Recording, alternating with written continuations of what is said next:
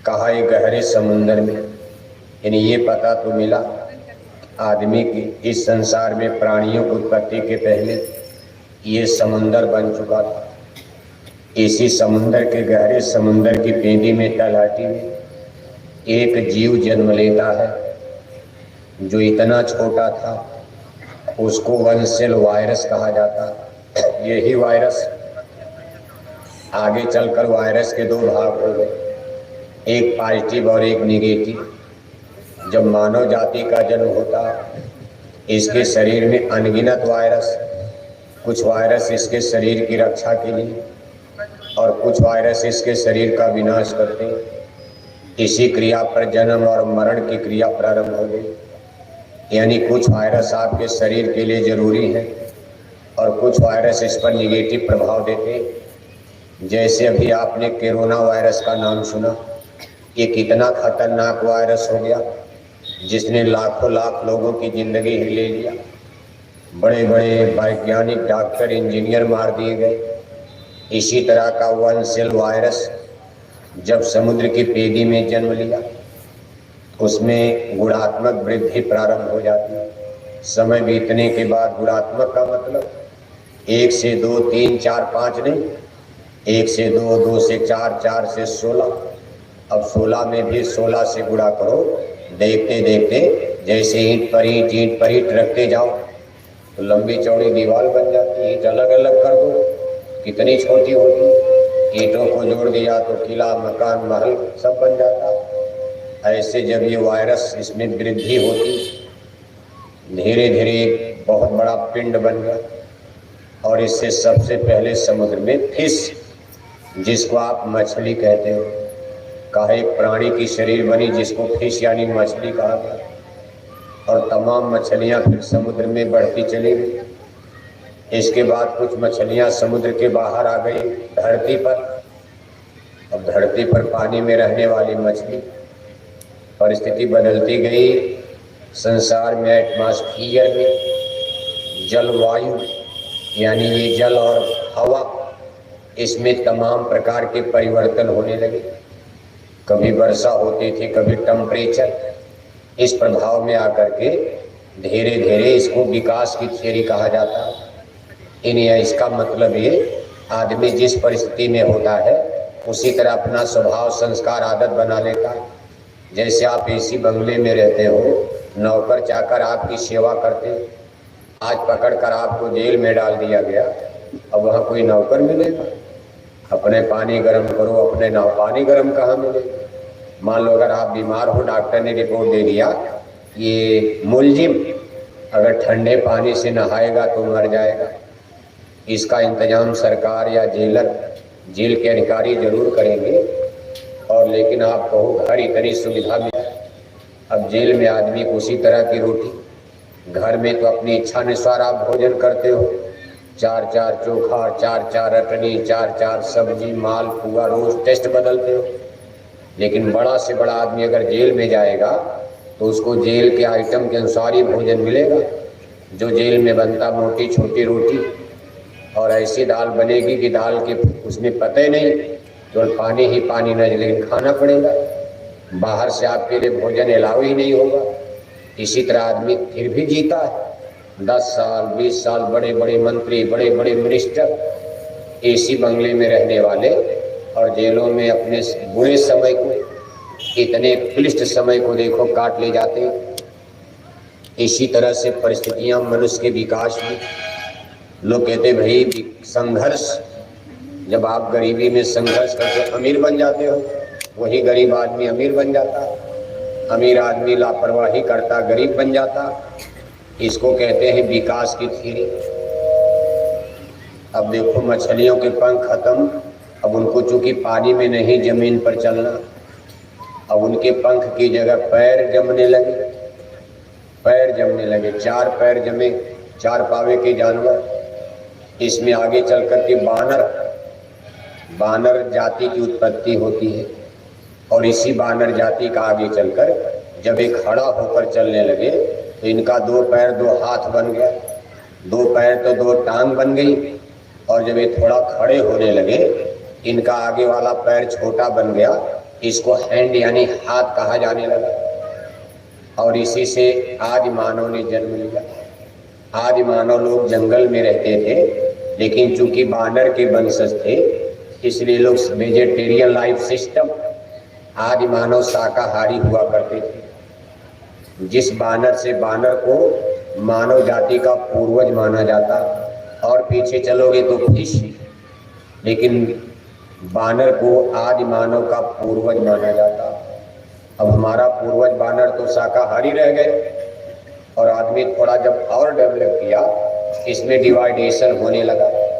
बानर तो अपना गांव घर हमारे पूर्वज नहीं बना पाए, न अपना परिवार बना पाए, न गांव बना पाए, न कोई नेशंस राष्ट्र बना पाए, न भाषा बना पाए। लेकिन इसी से प्रकट होकर मानव जाति एक नई जनरेशन पैदा होगी जिसको मानव यानी मनुष्य कहा जाता। हमारे सामाजिक विज्ञानी लिखते हैं कि man is a social animal, मनुष्य भी एक एनिमल माने जानवर पशु होता। और आज भी इसका संस्कार आप पशु का देखते हो, सबके अंदर पशु स्वभाव है, सबके अंदर पशु स्वभाव। जो काम वासना गाय बैल कुत्ता बिल्ला में है वही मनुष्य को भी सताती है।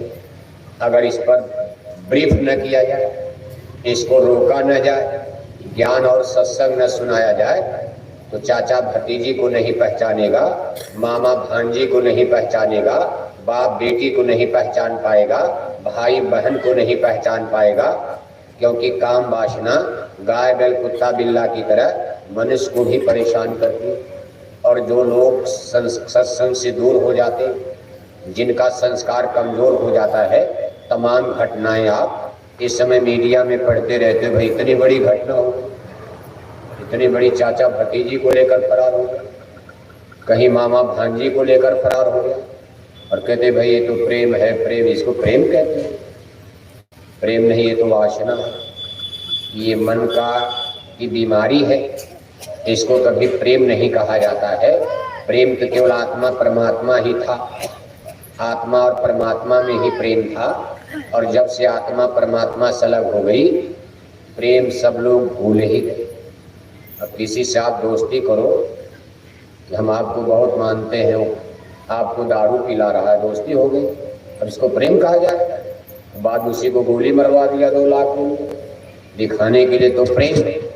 इसीलिए सब प्रेम के रिश्ते में आज तमाम बेटियों की हत्या हो जाती। अगर ये प्रेम होता, कोई किसी की हत्या करे, कहते भाई प्रेम है, प्रेम है, और प्रेम में गोली मार दिया, बेटियों को काट कर सड़क पर फेंक दिया जाता है। ये सब मन की वासनाएं। प्रेम की परिभाषा तो हम आप उसी समय भूल गए जब इस संसार में हमारा आपका जन्म हुआ और यहाँ मानव जाति में सतोगुण रजोगुण तमोगुण ये प्रभाव से। आज देखो इस पर ये बात इसलिए की जा रही है, बहुत बड़ी बहस चल रही है। और बहस कोई नीचे नहीं, मंदिर देवालय शिवालय में नहीं, ये बहस दिल्ली लखनऊ की संसद और विधानसभा में पहुंच चुकी है।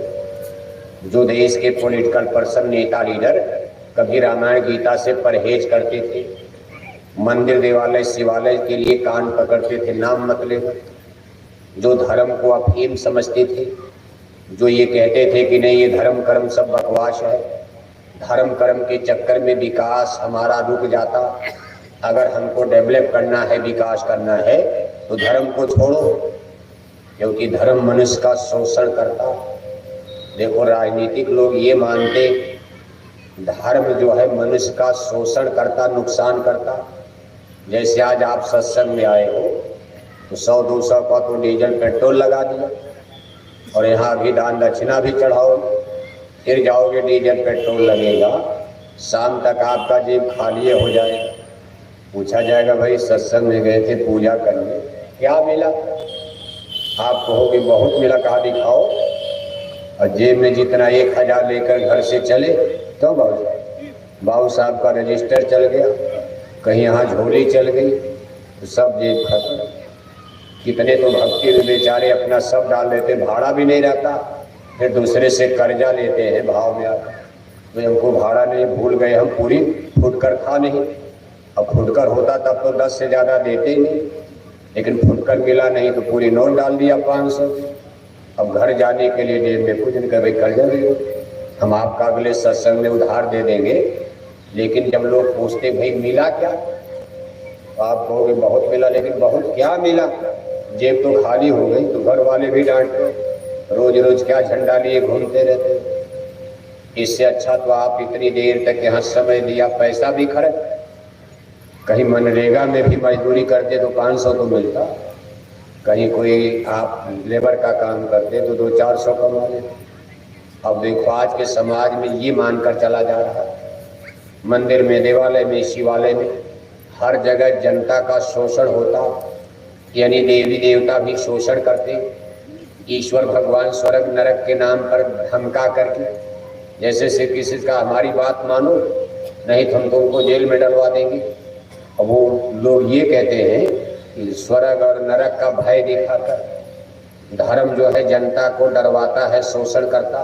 भाई यहाँ चढ़ावा चढ़ाओ, पूजा करो, मंदिर बनवाओ, नहीं तो आपको नरक में डाल दिया जाए। नरक मान लो हम नरक मानना बंद कर दें, डर किस बात? नरके के लिए तो चिंता हो रही, कहीं गाय न बने, बैल न बने, कुत्ता न बने, बिल्ला न बने, मरने के बाद नरक जाना होगा। इसलिए मॉडर्न युग में, आज के इस इंटेलेक्चुअल वैज्ञानिक बौद्धिक युग में एक नई थियरी आपके सामने आ चुकी है। अभी गोरखपुर में तो नहीं आई, लेकिन लंदन, अमेरिका, तमाम देश विदेश में, विशेषकर ये इंटेलेक्चुअल पढ़े लिखे समाज में, इसको कहते हैं theory of only one life, यानी ओनली वन लाइफ थियरी। इसको कहते हैं एक जीवन का सिद्धांत कि भाई हम एक बार दुनिया में जन्म लेते हैं और एक ही बार मरना है। जैसे ये शरीर आग में जल गया, दोबारा जिंदा होगा। अब इनकी भी थियरी देखा जाए तो सही है। अगर शरीर को ही हम अपना मान रहे सब कुछ, तो वैज्ञानिक थियरी बिल्कुल सत्य है। भाई एक शरीर आग में जल गया, अब बहुत शरीर दोबारा जिंदा होगा, फिर किसके लिए स्वर्ग नरक की चिंता करते हो? क्योंकि जब आप आत्मा की बात करोगे, तो हम शरीर की बात नहीं कर रहे, आत्मा की बात, वो कहते भाई आत्मा है क्या? आत्मा किसी ने देखा? 10 पीढ़ी आपकी बीत गई, आत्मा देखे हो? बाप दादे मर गए, देख पाए आत्मा क्या है? तो पढ़े लिखे लोग कहते भाई आत्मा दिखाओ, अगर है तो दिखाओ, तो किस आत्मा को कल्याण करना है, किस आत्मा के लिए चिंतित हो? जो शरीर है रोगी लोकी बन के मरा जा रहा, अब आप इधर उधर पूजा पाठ में लगे हो, शरीर तो जा रहा, कहीं बीमारी लग गई, कहीं शुगर, कहीं बवासीर, कहीं भूखंडन, पूरी जिंदगी डॉक्टरों का चक्कर लगाते बीत रही है और चिंता आत्मा की पकड़े घूम रही है। पहले शरीर की तो चिंता करो। इसको कहते हैं भौतिकवाद, इसको कहते हैं बौद्धिक वैज्ञानिक युग। जब मनुष्य का इंटेलेक्चुअल डेवलपमेंट चरम पर होता है, ऐसी थियरी हर युग में आती। अब आप ऐसा मत सोचना है पहली बार धरती पर हो रहा, धरती तो बने कई करोड़ों, कितने करोड़ों करोड़, विज्ञान कहता 6 अरब बरस, धरती को बने हुए 6 अरब बरस हो गया। मान लो अरब 2 बरस तक के बाद कहते यहाँ आदमी या प्राणियों ने जन्म लिया है, तब भी तो 4 अरब बरस हो गया। अब कितनी पीढ़ी जन्मी होगी, कितनी मरी होगी, कितने लोग पैदा हुए और आए और गए, और इतना लंबा पीरियड में। और फिर मानव जाति, आज हम आप जिस सिद्धांत पर हैं, ये बार बार चूंकि धरती गोल है, इसलिए समय चक्र भी राउंड सर्किल में चलता। ऐसा नहीं कि सीधी रास्ता होता तो हम लोग बहुत दूर निकल जाते। अगर ये सीधा रास्ता होता हमारा इस संसार में, हमारी यात्रा का, तो हम अपने बाप दादों से बहुत आगे निकल गए होते।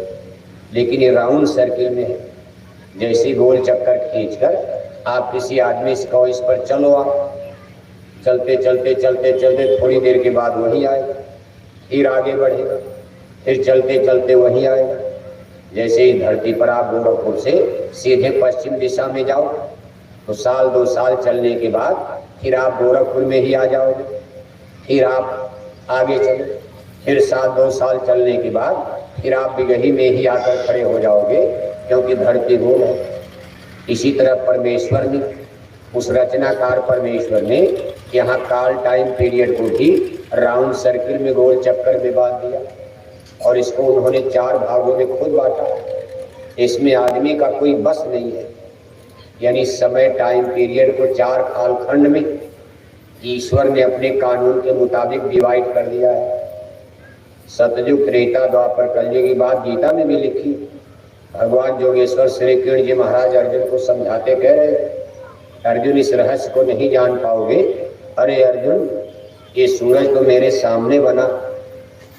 अर्जुन बेचारे थक पड़ा, सूरज आपके सामने बना? सूरज इतना पुराना, और आप कभी हमारे सामने, हम आप साथ पैदा हुए। केशव, सूरज को आपने बनते कैसे? कहा भाई सत्य कहता, मैं झूठ नहीं बोलता। अर्जुन ने कहा केशव सही, आप कभी झूठ नहीं बोले और मुझे विश्वास है कि आप झूठ नहीं बोल सकते, लेकिन ये चीज मेरे गले के नीचे नहीं उतर रही है। सूरज आपके सामने बना, चंद्रमा बना, तारे बने, धरती बनी, आसमान बना, यहाँ कैसे जीव पैदा हुए सब आपने देखा है बनते, लेकिन केशव ये समझ नहीं।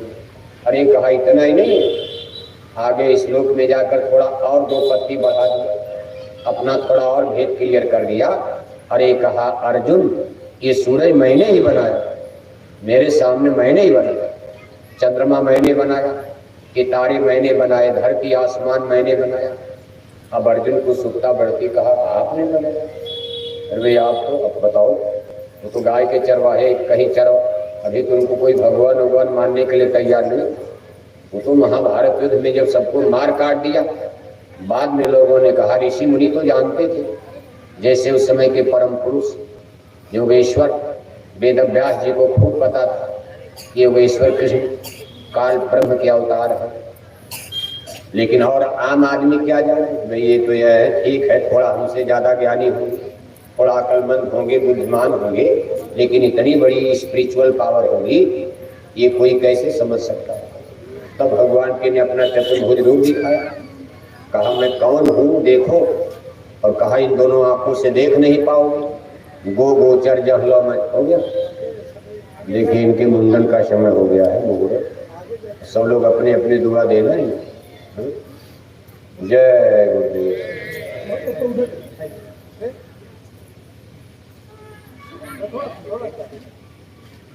जय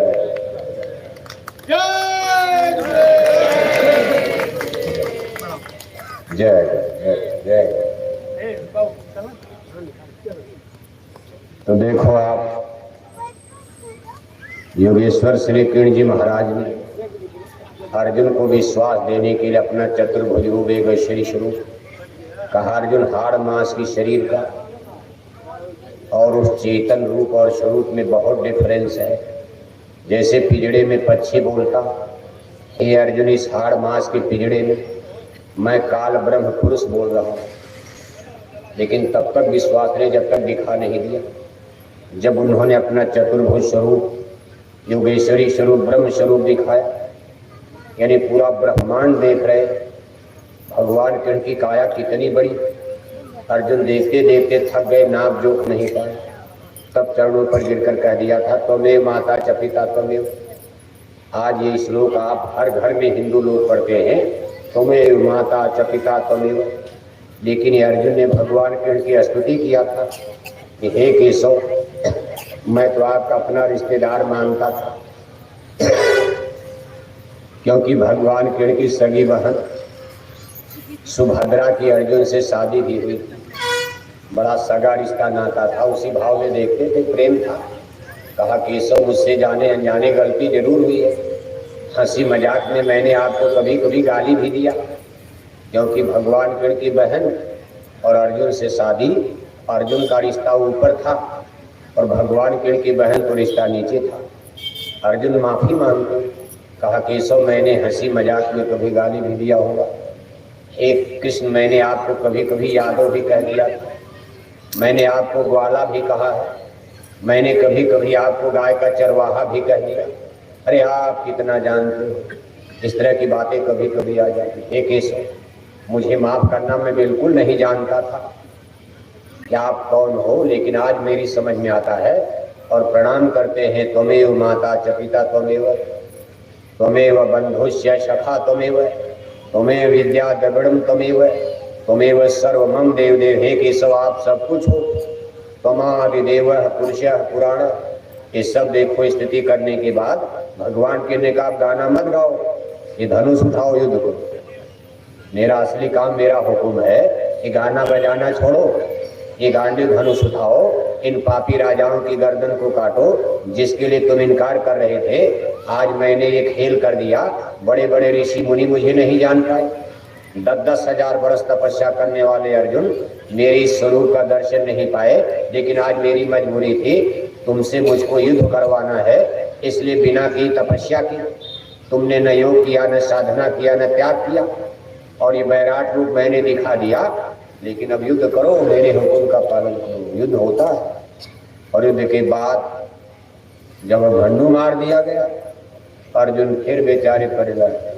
भगवान फिर सुनाने, तो ये 4 दिन के बाद अभिमन्यु मारा गया। जब अभिमन्यु का वध हो जाता है, 10 दिन तक तो भीष्म पितामह युद्ध किए। इसके बाद जब द्रोणाचार्य सेनापति बने हैं, उसी दिन अभिमन्यु का वध हो जाता। अर्जुन के पास इन्हें एक ही, अब द्रौपदी के तो 5 पुत्र, तो 5 भाई होंगे, लेकिन अर्जुन के इकलौते पुत्र अभिमन्यु ही थे। 16 वर्ष, और आप देखो अभिमन्यु का वध हो जाता। भगवान फिर सत्संग सुनाने। अर्जुन ने कहा सत्संग वत्संग मत सुनो, सब भेद आपका खो। ये जादू वोदू से काम चलने वाला नहीं, हमको आप जादू देखा। अब देखो जो जोगेश्वरी शुरू देखो उसको जादू मान, यही तो संसार है। गप गप, मीठा मीठा गप, और थोड़ा कड़वा हो गया तो वही अर्जुन जो सबके बच्चों को मार, किसी के बच्चे थे, वह इतने लोगों को मार रहे अपने गांडी धनुष से। हजारों हजारों रोज मारे जा रहे, लेकिन आज उनका एक पुत्र अभिमन्यु मार दिया गया। अर्जुन का सारा ज्ञान समाप्त हो गया, और कहते हैं कि सो अब युद्ध नहीं करूँगा।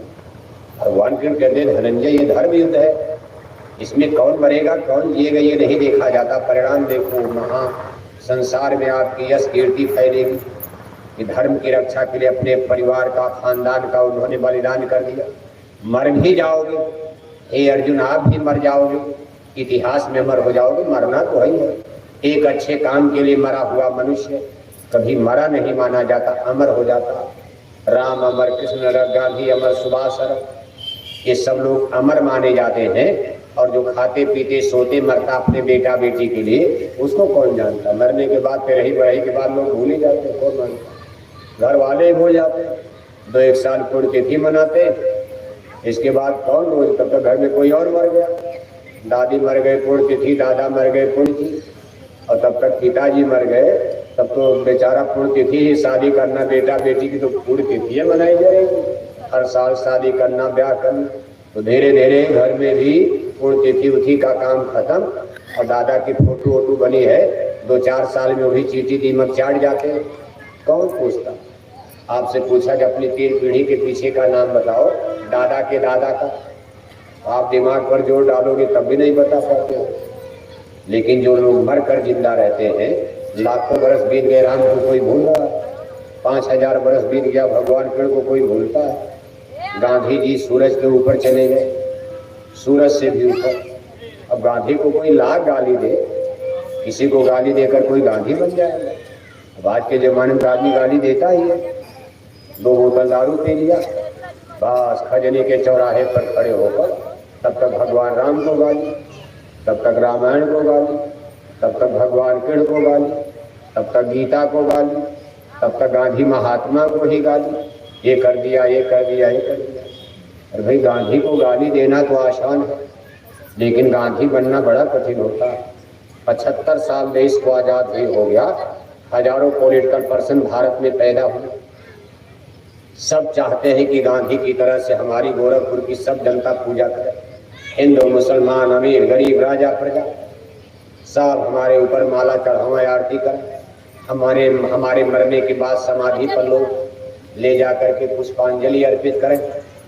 लेकिन 75 साल देश को आजाद भी हो गया, अभी कोई दूसरा गांधी नजर आता है?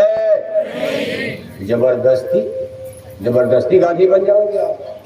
अभी तो आप जी रहे हो, आपका प्रणाम है। अभी आप जिंदा हो, आपको प्रणाम है। लेकिन जिस दिन आप मरोगे कोई आपकी पूजा करेगा, लोग गालियां देते आपको फिरेंगे। लेकिन गांधी गांधी हो गए। क्यों? ऐसे महामानव धरती पर कभी कभी जन्म लेते, उनके पॉजिटिव चीज को समझो। भारत में 225 वर्ष तक आज़ादी की लड़ाई तो मुसलमानों के जमाने से लड़ी जा रही थी। द्वापर काल के अंत के बाद, महाभारत युद्ध के बाद राजे महाराजे मार दिए गए, फिर द्वारिकापुरी में यदुवंशियों का विनाश हो गया। इसके बाद भारत की सारी सत्ता इतनी कमजोर हो गई, सारे सिस्टम डैमेज हो गए, चाहे पॉलिटिकल सिस्टम, चाहे सोशल सिस्टम, चाहे रिलीजियस सिस्टम, सब इतना तार तार हो गया। और जब विदेशी आक्रांताओं ने भारत पर अटैक किया, आक्रमण किया, ऐसा नहीं कि भारत में लोग खड़े हुए। 700-200 मुसलमानों के राज में आज़ादी की लड़ाई चलती रही। कभी राणा प्रताप खड़े हो गए, कभी शिवाजी खड़े हो गए, कभी गुरु गोविंद सिंह खड़े हो गए, 2-2 बच्चे उनके दीवार में चुन दिए गए।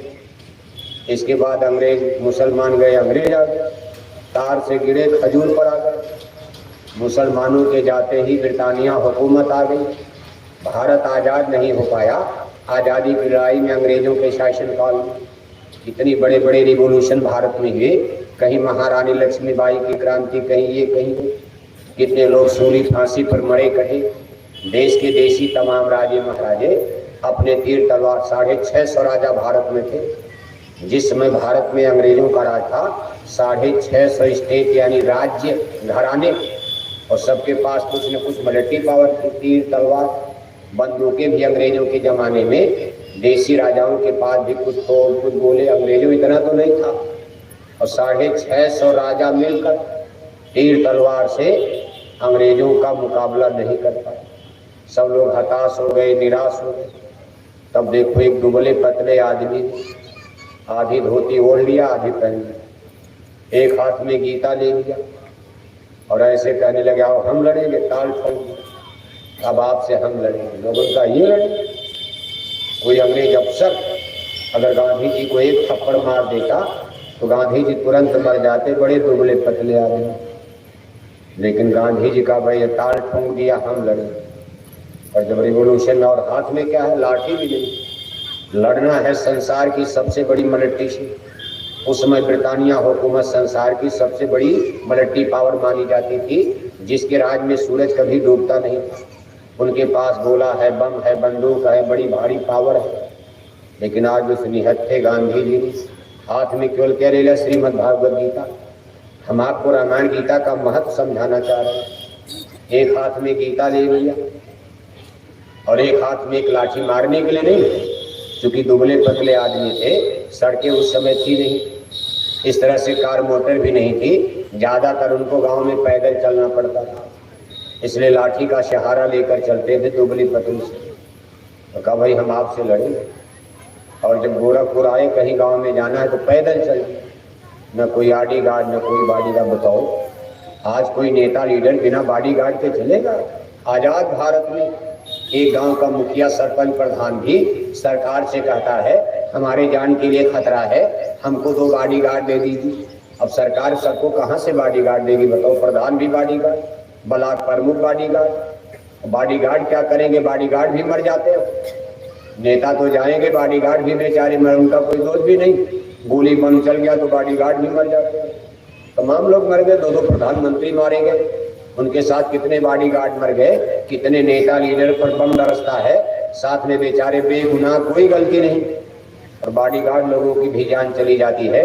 लेकिन गांधी जी के आगे न कोई पीछे, न कोई बॉडी गार्ड न बॉडी गार्ड। और चल पड़े, गांव में गए, गांव वाले विश्वास नहीं करते, यही गांधी जी है। भाई नाम तो सुना था, अरे ये गांधी जी है। क्यों? लोग सोचते थे गांधी जी हीरो होंगे, बहुत बड़े हीरो होंगे, लेकिन गांधी जी हिटलर की तरह होंगे, अंग्रेजों से लड़ना।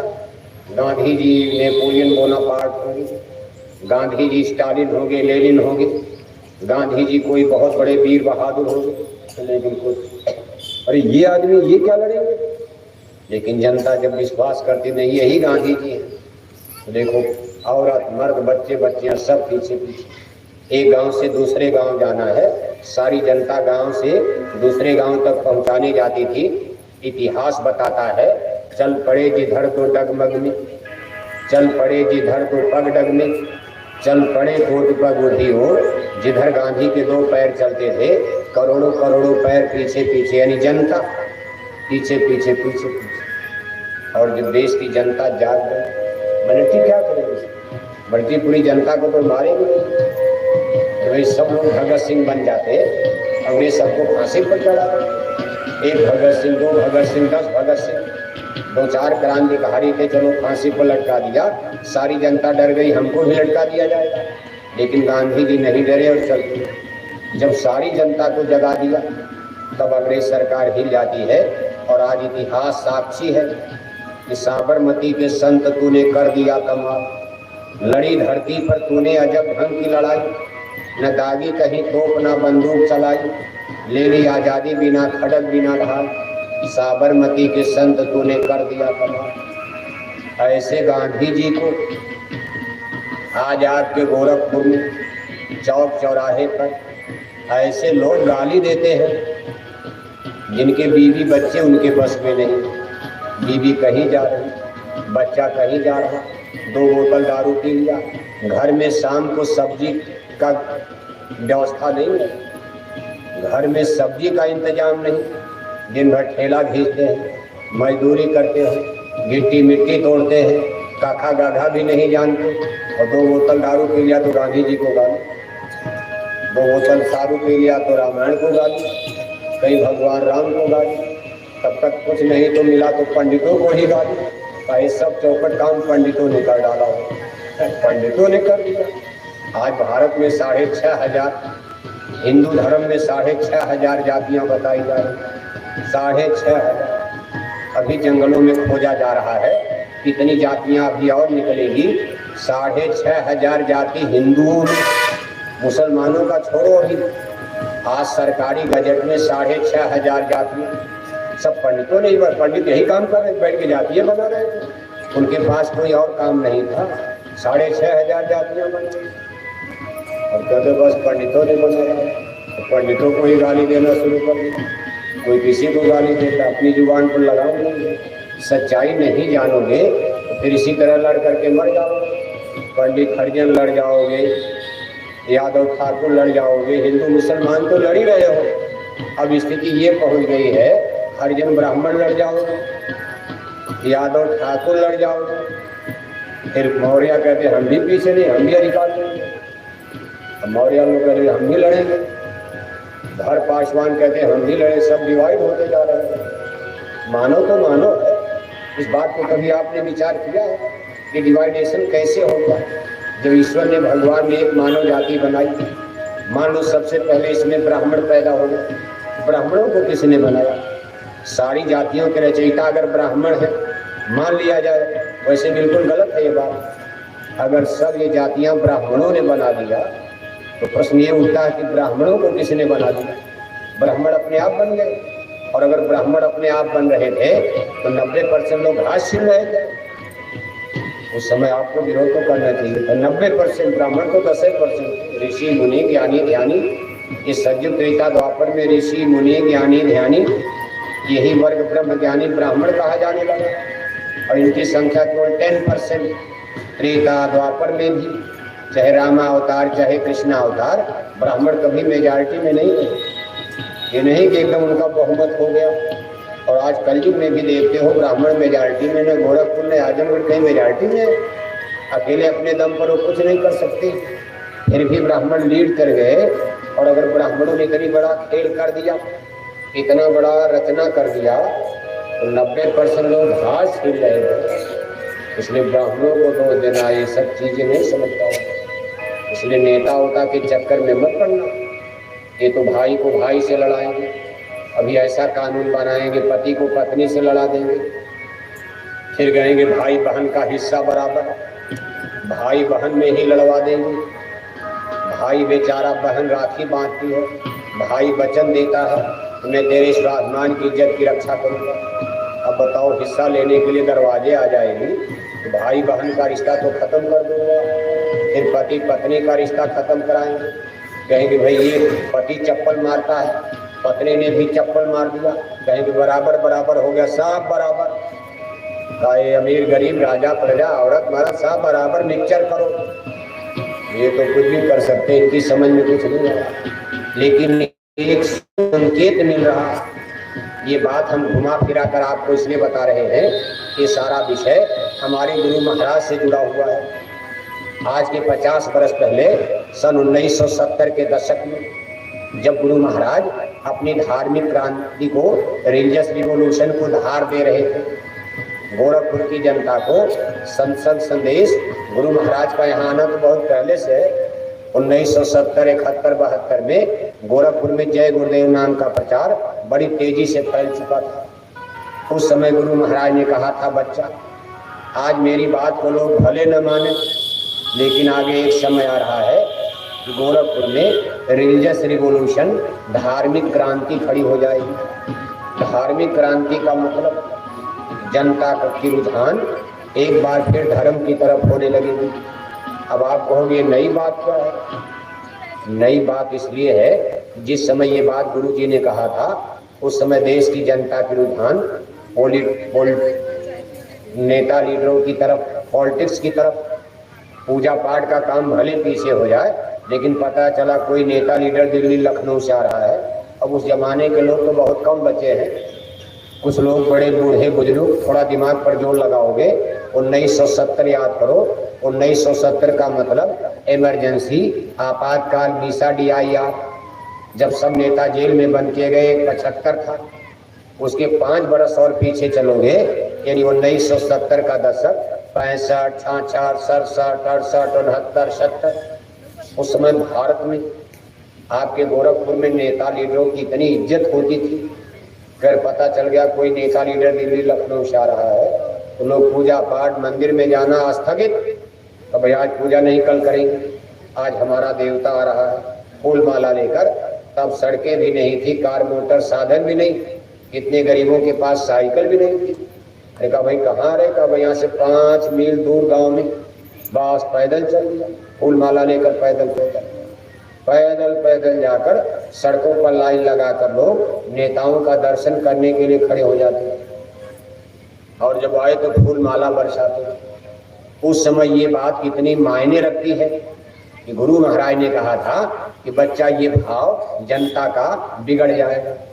इस तरह से मान सम्मान नेता अपना गंवा देंगे कि देश की जनता इनकी तरफ देखेगी भी नहीं। और फिर एक बार लोग देवी देवता, गंगा जमुना, तीर्थ मूर्त, मंदिर देवालय शिवालय की तरफ भारत की जनता मुड़ने लगी। और ये चीज आप आज देख रहे हो। ये बात हम इसलिए बताए दे रहे हैं कि देखो आज इसका लक्षण नजर आ रहा है। आपके गोरखपुर में भी भारत की जनता एक बार फिर राजनीति की तरफ से हटकर धर्म की तरफ मुड़ती नजर आ रही है। इसको कहते रिलीजियस रिवॉल्यूशन। ये गुरु महाराज की वचन वाणी हो चुकी है और संतों के वचन कभी वृथा नहीं जाते। 2-4 साल बीतने के बाद एक और क्रांति अभी गोरखपुर में खड़ी होगी। अभी नहीं, अभी पूरा मिशन पूरा नहीं है। गुरु महाराज ने एक और क्रांति की बात कहा है। 4-6 बरस अभी इसी तरह चलेगा। अब भारत की जनता को कोई धर्म की तरफ से रिवर्स गियर नहीं लगा सकता। अब कोई कहे इनको धर्म से मोड़कर फिर नेताओं की तरफ, राजनीति की तरफ ले चला जाए, इटिज्म पास भी अब असंभव हो चुका। भारत की जनता में भगदड़ मच चुकी है, ये धर्म की तरफ जा रही है। और 4-6 साल बीतने के बाद एक और क्रांति का आगाज होगा गोरखपुर में। अगर जिंदा रहोगे तो देखना, इस बात को याद करना, जगह को याद करना और याद रखना कि कोई गोरा वाला आया था। आज की तारीख याद करना, अपनी डायरी में नोट कर लेना कि कोई गोरा वाला आया था, मथुरा वाले गुरु जी का संदेश सुना कर गया। संत वचन पलटे नहीं, पलट जाए ब्रह्मांड। संतों महापुरुषों के वचन वाणी कभी वृथा नहीं जाती। कि हमारे गुरु महाराज की अमर वाणी है और 50 साल पहले उन्होंने कह दिया था क्रांति का जब दूसरा चरण प्रारंभ होगा, इसका नाम होगा स्पिरिचुअल रिवॉल्यूशन। आध्यात्मिक क्रांति गोरखपुर में खड़ी होगी। आध्यात्मिक क्रांति का मतलब तब लोग सही धर्म की तलाश करेंगे। अभी तो धर्म की तरफ तो मुड़ गए हम, जनता धर्म की तरफ तो मुड़ रही है, लेकिन अभी ये है भाई कई धर्म है, किधर चला जाए। ये धर्म मांसाहारी धर्म की, शाकाहारी धर्म, मांसाहारी भी धर्म है। अभी तो तमाम धर्म काम चलाऊ धर्म है। काम चलाऊ का मतलब काम चल रहा है। काम चलाऊ धर्म का मतलब मंदिर में टन टन घंटा बजाए जा रहे और 1-1 किलो मछली ये धर्म नहीं। फिर भी जनता का क्या दोष, उसको यही बताया जो मास्टर पढ़ाएगा कि मछली खाओ, अंडा खाओ, शराब पियो, दारू पियो, कंठ की माला तिलक टीका लगाए जाओ, हरे रामा हरे कृष्णा कीर्तन गाए जाओ, अखंड रामायण पढ़े जाओ और 1-1 किलो अंडा, और हम ऐसा मंत्र देंगे पार भी हो जाओ। तो जनता ने कहा आपका धर्म तो पक्का गुरु जी, आपका रास्ता सच्चा, वो मथुरा वाले लोगों का रास्ता तो बड़ा गड़बड़ है, बड़ा कठिन है। वो लोग तो कहते शाकाहारी शाकाहारी, बताओ कहते मछली छोड़ो तब मुक्ति मिलेगी, मोक्ष मिलेगा। हम मछली छोड़ देंगे तो जवान का मजा बिगड़ जाएगा, हम शराब छोड़ देंगे रात भर नींद नहीं आएगी। इसलिए गुरु जी आपका रास्ता सच्चा है, आपका रास्ता सस्ता और आपका रास्ता पक्का। कौन धर्म? मांसाहारी। भारत में तमाम मिशन, तमाम संप्रदाय, तमाम पंथ और तमाम गुरु भारत में ऐसे खड़े हो गए जिन्होंने देश की जनता को धोखा दे दिया और मांसाहारी धर्म को डेवलप कर दिया। देश की बहुत बड़ी जनता इसी धर्म की तरफ मुड़ती जा रही है जिसमें मेहनत कम, मेहनत तो कोई करना नहीं चाहता, सब लोग चाहते बैठे बैठे, जैसे अधिकारी कर्मचारी भी चाहते पढ़ाना न पड़े, 1 लाख तनख्वाह तो मिल ही रही। अरे सरकार 1 लाख तनख्वाह दे रही, चाहे पास चाहे फेल चाहे जहन्नम में जाओ, क्या लेना, तनख्वाह तो मिलेगी। ऐसे ही जनता सोचती भाई मेहनत कम पड़े, लाभ मिलता है, मुक्ति मिल रही, मछली खाने से मुक्ति मिल जाए, क्या जो शाकाहारी बनने की, शराब पीने से ही, और कह दो भगवान भोले की जड़ी है गांजा। अभी शिवरात्रि पर आप देखते हो हिंदू धर्म, मुसलमानों की बात हम नहीं कर रहे, अभी मुसलमानों को सुनाने के लिए 8-10 बरस का समय लगे। अभी सुनाने भी मत जाना, अभी तावा दोनों तरफ से बिल्कुल गर्म चल रहा, झगड़ा बढ़ रहा है। अभी भारत के गोरखपुर के हिंदुओं को सुनाया जा रहा है, हिंदुओं के यहाँ सब हिंदू बैठे, मुसलमान कोई है, लेकिन जब इस सत्संग सभा में मुसलमान आएंगे तो उनको भी मथुरा दरबार से सुनाया जाएगा। लेकिन अभी समय नहीं है, समय के पहले थोड़ा, समय के पहले मोतियाबिंद का ऑपरेशन करोगे आँख फूट जाएगी, समय के पहले कच्चा फोड़ा फाड़ दोगे और घाव बन जाएगा, पकने दो इसको। अभी ये हिंदुओं के समझाने का समय आ चुका। भारत में हिंदू मेजॉरिटी में रहते, जिसको आप हिंदुइज्म में कहते हो, हिंदू धर्म, लेकिन ये हिंदू धर्म चला कहाँ से? मूल चीज ये है कि आज हम सब लोग काम चलाओ धर्म, ये काम चलाओ धर्म आगे आपको दुख देगा, तकलीफ देगा। सब लोग कहे भाई यही धर्म है, तब कोई आपके बीच में आने वाला है तो कहेगा सही धर्म ये है, इस पर चलो सुख मिलेगा। जब आप उस पर चलोगे तो गोरखपुर में बाढ़ नहीं आएगी, सूखा नहीं आएगा, गोरखपुर में कभी भूकंप नहीं आएगा, उस धर्म पर चलने पर गोरखपुर में कभी कोरोना ऐसी बीमारी कभी नहीं आएगी, सबके शरीर की बीमारियां जड़ी बूटी से ठीक होने लगेंगी, समय से पानी बरसेगा, समय से जाड़ा, समय से गर्मी, अस्पताल देखते देखते खाली हो जाएंगे, अस्पताल बड़े बड़े पीजीआई, बड़े बड़े डॉक्टर ऐसे हाथ मलते रह जाएंगे, उनके यहाँ कोई जाएगा, क्या जरूरत है भाई, जब बीमारी नहीं तो डॉक्टर की क्या जरूरत है। अदालतें खाली मिलेंगी, वकील लोग फाइल लेकर दौड़ते रह जाएंगे। जब सब ईमानदार हो गए, सबके नियत सही हो गई, good idea, good behaviour, good thinking, court कचहरी में कोई क्यों जाएगा, पुलिस आपके गांव में क्यों आएगी, कोई कत्ल नहीं होता है, कोई चोरी नहीं होती, कोई किसी की बहन बेटी की इज्जत आबरू नहीं लूट रहा है, सब सबको बहन बेटी मानकर और रात के अंधेरे में सोने चांदी के गहने पहनकर हमारी बहन बेटियां गोरखपुर के जंगल में अकेले चली जा रही रात के अंधेरे में, किसी की हिम्मत नहीं जो इनके शरीर पर हाथ लगा दे। अगर कोई पुरुष मिल भी गया, हाथ जोड़कर कहेगा देवी किस गांव की रहने वाली हो, कहाँ जाना चाहती हो, चलो हम आपको घर तक पहुंचा देते। अगर ऐसा गोरखपुर, वेजिटेरियन गोरखपुर, शुद्ध पवित्र गोरखपुर बन जाएगा, कोर्ट कचहरी अदालत की क्या जरूरत, क्या दौड़ा करेगा, कितने सुखी आप हो जाओगे। मुकदमे कचहरी का पैसा बच जाए, आपके बाल बच्चों की बीमारी का पैसा बच जाए, तब तो आपकी गरीबी अपने आप दूनी हो जाएगी, गरीबी खत्म हो जाएगी, गरीबी ही खत्म हो जाएगी। थोड़ा कमाओगे खुश, 1 लाख पाते हो, 1.5 लाख डॉक्टर को ऑपरेशन का देना है तो गरीबी तो रहेगी। बीवी का ऑपरेशन हुआ, 1.5 लाख तनख्वाह गई, और तब तक बच्चे को बीमारी लग गई, 3 लाख लग गया, कर्जा हो जाएगा, बीमारियां आगे बढ़ रही। इन चीजों को रोका कैसे जाएगा? आज देश के नेताओं के पास इसकी कोई प्लान नहीं, लेकिन जय गुरुदेव मिशन के लोग आपको प्लान दे रहे हैं। इतना बड़ा संकल्प वादा किया जा रहा है, आप जय गुरुदेव मिशन की बात को मान लीजिए, गोरखपुर में बीमारियां ब्रीफ कर दी जाएंगी। देवी देवता खुश हो जाएंगे जब आप कहोगे समय से पानी बरस जाएगा, आपका डीजल पेट्रोल बच जाएगा।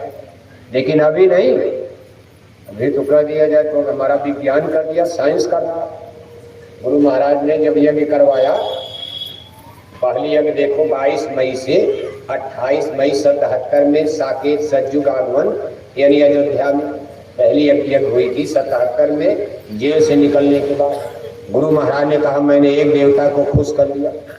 इतना गन्ना चावल भारत में पैदा होगा कि गन्ने मिले नहीं ले पाएंगे, जलाना पड़ेगा। और वाकई हुआ, तमाम पश्चिमी उत्तर प्रदेश कुशीनगर देवरिया में इतने गन्ने की मिले नहीं ले पाई, जलाना पड़ा। गेहूं चावल की पैदावार बढ़ी तो लोगों का नहीं ये तो डीजल पेट्रोल ने कर दिया। हमारी सरकार ने खाद दिया, बिजली दिया, नहर निकल गई, जगह जगह पंपिंग सेट लगे। ऐसे हुआ। गुरु जी के कहने से क्या हुआ?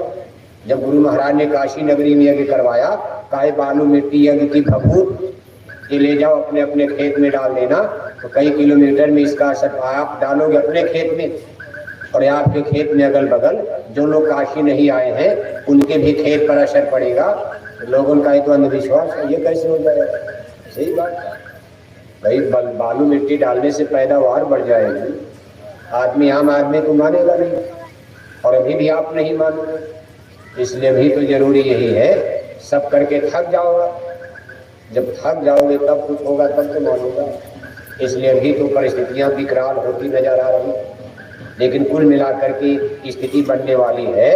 जब आध्यात्मिक क्रांति का समय आएगा, आप ये चमत्कार देखोगे कि गोरखपुर में रातों रात मछली अंडा शराब की दुकानों पर बुलडोजर घूमता नजर आएगा। बुलडोजर जानते हो नहीं जानते? अब तो बुलडोजर थोड़ा बहुत सब लोग जान गए, बड़ा प्रचलित नाम हो गया। जैसे कोरोना बीमारी में आपने कई अंग्रेजी जान लिया, फास्टैग जान गए, अरे आपने मास्क जान लिया, आपने सैनिटाइजर जान लिया।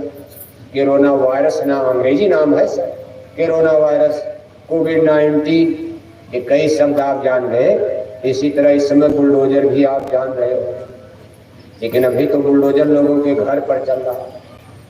ये रामराज की पहचान नहीं है। जब आपके गोरखपुर में मछली अंडा शराब की दुकानों पर माननीय जोगी साहब का बुलडोजर घूम जाएगा, तब रामराज की आधारशिला रखी जाएगी। अभी आएगा नहीं। जैसे नींव पड़ती है, मकान तो साल 2 साल बाद बनेगा, अभी तो गड्ढा खोदा जाएगा। जितने मजबूत नींव रहेगी तब तो कोठी हवेली बढ़िया बनाओगे। जिस दिन मछली अंडा शराब की दुकानों पर बुलडोजर गोरखपुर में घूम जाएगा, उस दिन जान लेना कि रामराज सतयुग कृतयुग अच्छे समाज के निर्माण की नींव भरी जा रही है।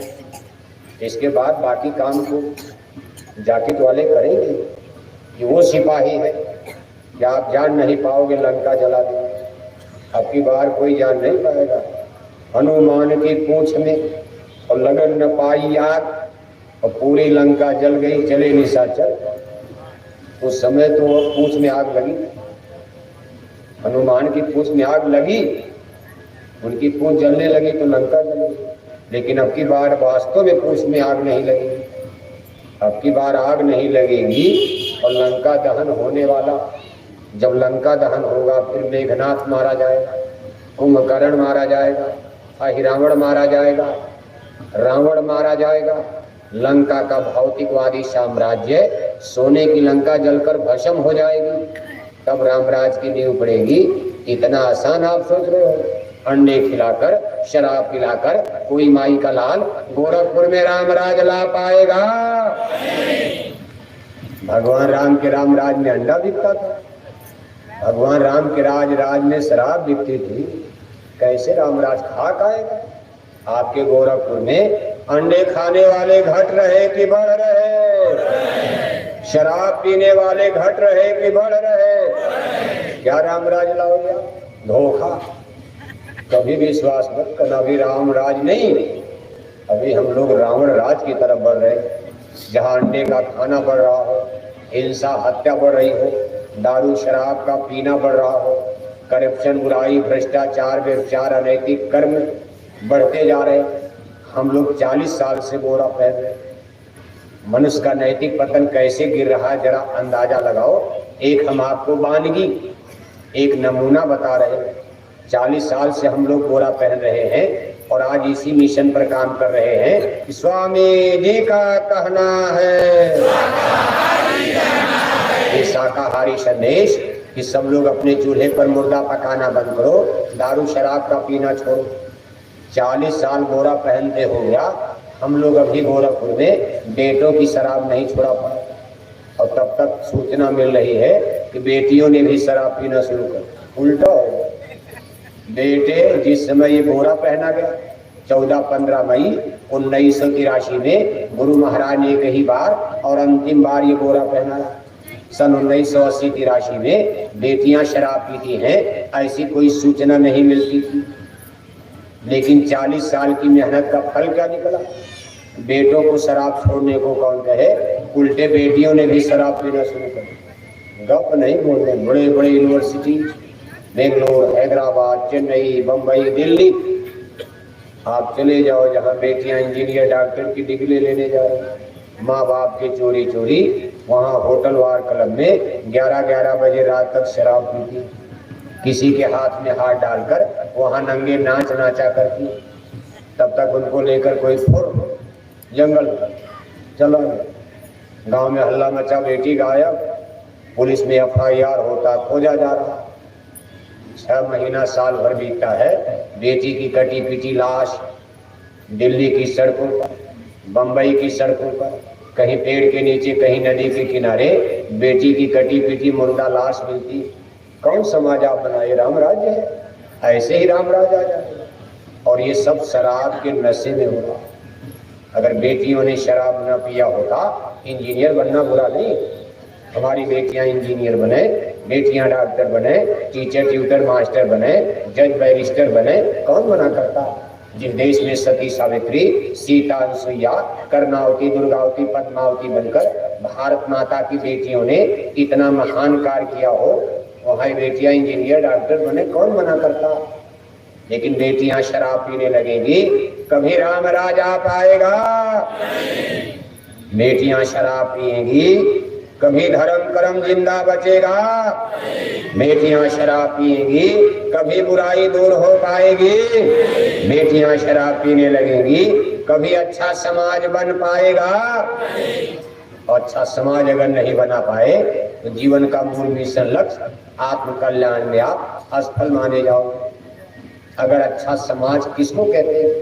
जैसे अच्छा परिवार आप किसको मानते हो? आप कहते हो गुड फैमिली। हमारे गांव का, इलाके का बहुत बढ़िया परिवार है। पैसा तो सबके पास हो, कोई दुबई से कमा कर ला रहा है, कोई घूस घास से ला रहा है, कोई कसाई का काम करके, कोई शराब के ठेके से। सबसे ज्यादा पैसा तो शराब के ठेकेदारों के पास है। लेकिन इलाके में शोहरत किसकी है? बड़ा अच्छा परिवार है भाई, उस परिवार में कोई झगड़ा, न अमीर को सत पर झगड़ा करते हैं, न गरीबों को सताते हैं। उनके घर के बच्चे भी किसी को देखते हैं इतने बड़े आदमी हैं, लेकिन हाथ जोड़कर बोलते हैं क्यों? उस घर में आप पता लगाओ, कोई शराब नहीं पीता, उस घर में कोई दारू नहीं पीता है, यानी कोई उस घर में बीड़ी तक नहीं पीता। Good idea, good behaviour, good thinking, अच्छा आहार होगा तो मनुष्य के अच्छे विचार जन्म लेते। और जिस घर में करोड़ों करोड़ों रुपए है लेकिन बाप दारू पी कर आया, गाली बोला, तब तक बेटा भी शराब पी के आ गया, बाप बेटा दोनों पीने लगे। क्या मना करो कि बाप पीता बेटा भी पिएगा? पैसे की कमी है नहीं, बैंक खचाखच भरा है, अच्छी खासी आमदनी हो रही है, बाप ने भी दारू पिया, तब तक बेटा भी शराब पी कर आ गया।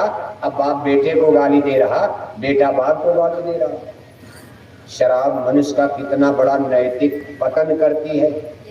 इसीलिए सभी धर्म ग्रंथ, स्पिरिचुअल लिटरेचर्स शराब को मनुष्य के लिए सबसे बुरा मान रहे हैं। अब यहाँ एक प्रश्न जरूर खड़ा था, कभी लोग पूछते, हमसे भी पूछते, भाई शराब तो फलों का रस है, ये कोई बकरी मुर्गी का खून तो है नहीं कत्ल करके, बकरी मुर्गी मार कर तो शराब बनती नहीं है। मान लो मांस आप खाते हो, गाय की मांस, बैल की मांस, बकरी मुर्गी जानवर की मांस, उनका कत्ल करते हो, उनको तकलीफ होती है, इसलिए इसको पाप कहा जाता। लेकिन शराब क्या है? शराब सेब का, संतरा का, एपिल का, अंगूर का, अनार का, ये तो रस है।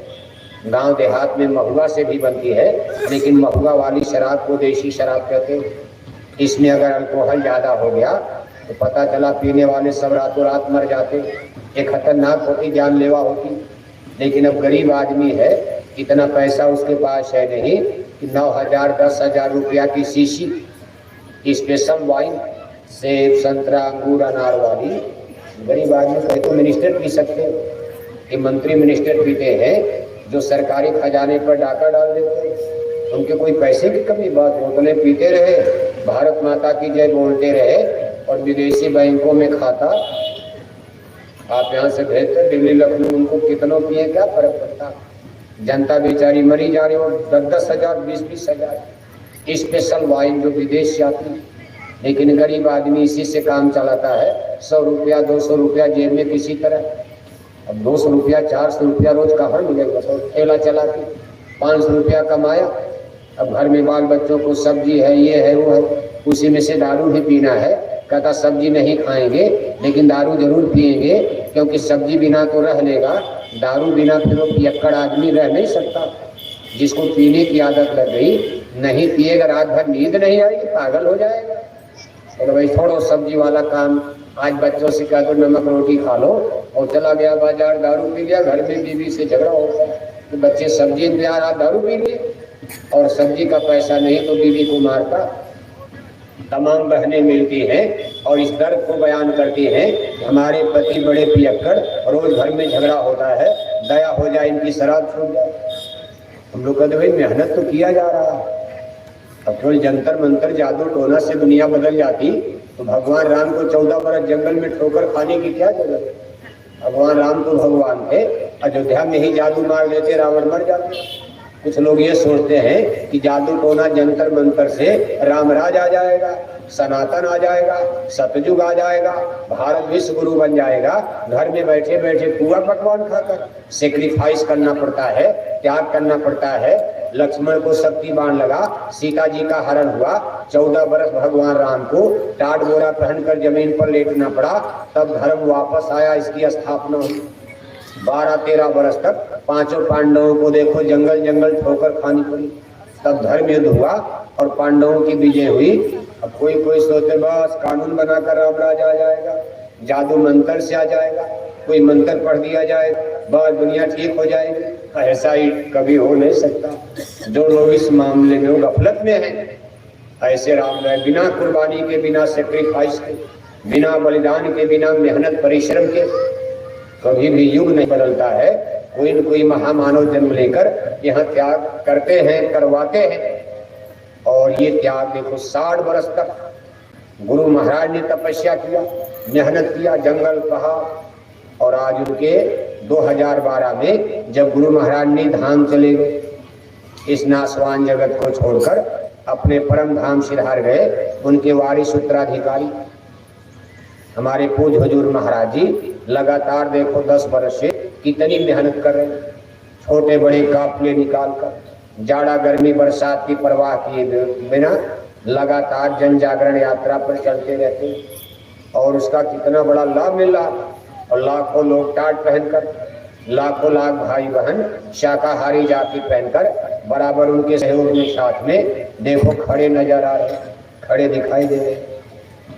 इतनी मेहनत के बाद तो फिर भी शराब पीने वाले बढ़ते जा रहे, बेलों ने शराब पीना शुरू कर दिया। इतनी मेहनत हो रही है और आप सोचते कोई जादू से काम हो जाएगा। जादू से होता, भगवान को अवतार लेने की क्या जरूरत है? भगवान धरती बनाए यहीं से, लेकिन धरती खत्म कर देंगे, हम लोग मर जाएंगे, फिर सज्जु क्या, किसके लिए सज्जु आएगा? इसलिए इसी मनुष्य को सुधारना, नहीं सुधरेगा डंडा बजे। उनके पास दोनों विकल्प है। जैसे गवई कहावत है, आदमी दो ही चीज से मानता, या तो माने बात से और नहीं तो माने। अब हम उसको कहना नहीं चाहे, थोड़ा गंदा शब्द और क्या सुना, डंडा आप माता पिता बच्चे को समझा नहीं मानता डंडा उठता, मास्टर बच्चे को समझाता नहीं मानता छड़ी उठाता, शासन प्रशासन की पुलिस काउंटर कर देती, आप ही वोट देते हो और आपके बच्चों का सरकार के पुलिस वाले काउंटर करते। डंडा है, गलती करोगे काउंटर हो जाएगा, गोली मार देगी पुलिस, क्या करोगे? जेल में बंद कर देगा, फांसी पर लटका देंगे। ऐसे जिसने जगत को बनाया है उस ईश्वर के पास भी दो विकल्प होता है। मैं इनको समझा दो, जाओ ऋषि मुनियों से कहा रावण को समझाओ भाई ये गलत रास्ते जा रहे हो, लौट जाओ। रावण नहीं माने तो डंडा बजा। फिर कहा भाई इनको समझाओ, कंस को समझाओ, दुर्योधन को समझाओ, और समझाने के लिए भगवान के खुद चले गए, लेकिन दुर्योधन ने उनको भी गाली दे दिया। अंत में डंडा बजा, सब खत्म, सब भस्मीभूत हो गया। अभी तो सत्संग सभा चल रही है। अब ये देखो समझाने वाली प्रक्रिया 70 बरस हो चुका। 10 जुलाई 1952 को गुरु महाराज ने बहुत बड़े संकल्प के साथ, संकल्प था एक सुधार दूसरा उद्धार। उद्धार माने ये तो अपना उद्धार करना, उद्धार माने आत्मा का कल्याण करना, और सुधार दूसरे का भी, थोड़ा दूसरे को भी ले लो। गुरु महाराज ऐसे विलक्षण पुरुष हुए हैं, 2 मिशन को लेकर आगे बढ़े हैं, सुधार और उद्धार। अगर केवल उद्धार की बात होती हम लोग अपने अपने घर में बैठकर माला पूजा करते, भाई हमारा काम तो बन गया, तो दीक्षा मिल गई, गुरु मंत्र मिल गया, चलो नाम कमाई शब्द कमाई करो। लेकिन ये गुरु महाराज का मिशन है सुधार और उद्धार दोनों का। और 10 जुलाई 1952 को काशी बनारस में गंगा रेती पर ये बहुत बड़े संकल्प के साथ सुधार और उद्धार दोनों का संकल्प लेकर गुरु महाराज ने जय गुरुदेव मिशन की आधारशिला रख दी। धीरे धीरे 1970 आते आते ये मिशन जनता में प्रचलित हो गया। 1970 तक ये मिशन थोड़ा कमजोर था। भारत का सबसे बड़ा शाकाहारी धर्म समूह राधा स्वामी मिशन माना जाता था। 1970 तक भारत का सबसे बड़ा शाकाहारी संगठन राधा स्वामी मिशन माना जाता था। माना नहीं जाता था भी, सत्य है, क्योंकि राधा स्वामी मिशन बहुत पुराना, इसकी पूरी लाइफ 250 वर्ष है, 250 वर्ष। जय गुरुदेव मिशन की पूरी उम्र 70 वर्ष, राधा स्वामी मिशन की लाइफ 250 वर्ष हो गया। 1857 में जब महारानी लक्ष्मीबाई की क्रांति झांसी में अगड़ाई ले रही थी, उस समय आगरे शहर की पन्नी गली में राधा स्वामी मिशन डेवलप कर रहा था। बहुत पुराना, अंग्रेजों के जमाने का मिशन है। उनके धर्म गुरुओं ने मेहनत करके सत्संग के द्वारा इतना बड़ा सुधार किया। अंग्रेजों के समय में आज़ादी के बाद भी इतने लोगों को शाकाहारी बनाए। 1970 तक भारत का सबसे बड़ा शाकाहारी संगठन राधा स्वामी मिशन माना जाता था। लेकिन 1970 के बाद जब हमारे गुरु महाराज ने इस क्रांति को धार दिया तेज, तो लाखों लाख भाई बहन शाकाहारी बनकर जय गुरुदेव मिशन से इतनी बड़ी संख्या में जुड़ते चले गए कि 20 साल बीतते बीतते यानी 1990 आते आते भारत का सबसे बड़ा शाकाहारी संगठन जय गुरुदेव मिशन बन गया। राधा स्वामी मिशन अपनी जगह स्थिर रहा, वो नंबर 2 पर जय गुरुदेव मिशन ने उसको लीड कर दिया। और आज 2023 है, सन 2023 में यही गणित काम कर रही है। भारत का सबसे बड़ा शाकाहारी संगठन आज जय गुरुदेव मिशन बना हुआ है। अभी इसके ऊपर कोई छलांग नहीं लगा पा रहा। मिशन को आपने बहुत देखा है भी, और हम सबको धन्यवाद देते हैं जिन्होंने भारत में शाकाहारी धर्म को स्थापित किया। मांसाहारी धर्म को स्थापित करने वालों को, उनको हम कोई श्राप नहीं दे रहे, लेकिन उनसे हम अपील कर रहे हैं अगर धर्म की रक्षा करनी है तो जनता को आप फिर सही शिक्षा देना शुरू करो। मांसाहारी धर्म कभी होता ही नहीं है, धर्म कभी मांसाहारी नहीं होता। धर्म सत्य हिंसा परमो धर्म है। ये धर्म का रिलीजियस का फंडामेंटल प्रिंसिपल माना जाता है। मूल सिद्धांत ही है सत्य और अहिंसा। यही धर्म का फाउंडेशन आधारशिला है। हिंसा हत्या पर खड़ा हुआ धर्म है। ये मनुष्य को भटकाता है, न इसमें लोक बनेगा न परलोक बनेगा। अंत में आत्मा कितनों पूजा पाठ करोगे सीधे दोजक नरक हो जाती। कहा तिल भर मच्छी खाई के कोटि गऊ दे दान, काशी करवट लय मुए तऊ न नरक निदान। ईश्वर का विधान कितना कठोर बन चुका, इस विधान को संत समझाते। हम आप तो जानते नहीं भगवान ने हमारे लिए क्या पाप पुण्य का कानून बनाया। जैसे दिल्ली लखनऊ में कॉन्स्टिट्यूशन कानून की किताब है, आपके ऊपर कोई FIR होता है, आप तो जानते नहीं कि कौन धारा लग गई, कौन कानून लग गया हमारे ऊपर, इसकी क्या सजा मिलेगी किसी को पता है। तब आप वकील का सहारा लेते हो, वकील साहब बताओ इस कानून से हम कैसे बचेंगे। वकील कानून तो सब लोग जाने, जब यहाँ का नहीं जानते तो भगवान का कानून जानने वाले संत है। कहा सद्गुरु करो वकील मुकदमा भारी है, बहुत बड़ा मुकदमा आपके ऊपर लगा है, उसकी अदालत के वकील संत होते हैं। कहा सद्गुरु करो वकील मुकदमा भारी है, छोटा मोटा मुकदमा आप पर नहीं है। और जब तक मुकदमे का फैसला नहीं होगा यहाँ से काल बली अब आपको जाने नहीं। क्यों हर प्रकार क्या कर रहे हैं आप सर पकड़ कर, यानी कोई नहीं जा सकता। इस अगस्त कहो कोई चला जाए, राजा रंग अमीर गरीब, अब यहाँ से कोई जा ही नहीं सकता जब तक मुकदमे की सुनवाई अदालत में और सदगुरु की मेहरबानी न हो जाए। सारे केस मुकदमे FIR जो आप पर लगे हैं सब खत्म न हो जाए, आपकी छुट्टी होने वाली थी। बराबर जेल में डालते रहे, गाय में, बैल में, कुत्ता में, बिल्ला में, कीड़ा में, मकोड़ा में, पशु में, पक्षी में। कभी नरकों में ले जाएंगे, कभी वहाँ ले जाएंगे, कभी वहाँ डाल देंगे, कभी वहाँ डाल देंगे। कायमपुर जाए जीव पछताए, यम के दूत तीन बहुत सताए। अब हम आप तो कहते स्वर्ग चले गए, कोई मर गया तो कहते स्वर्ग चले गए।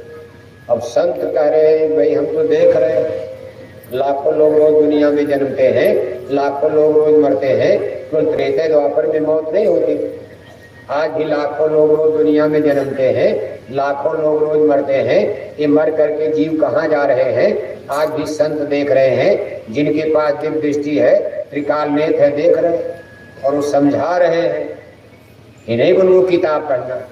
अरे आज भी जीव मरा, आपके गांव में घर में कोई मरा, कहाँ ले जा रहे। अब जो नहीं देख रहा हो कहता भाई स्वर्गवास हो गया, कहाँ चले गए स्वर्ग। खुश होते हैं चलो अच्छी जगह है, दादा बस थोड़ा ट्रांसफर हो गया।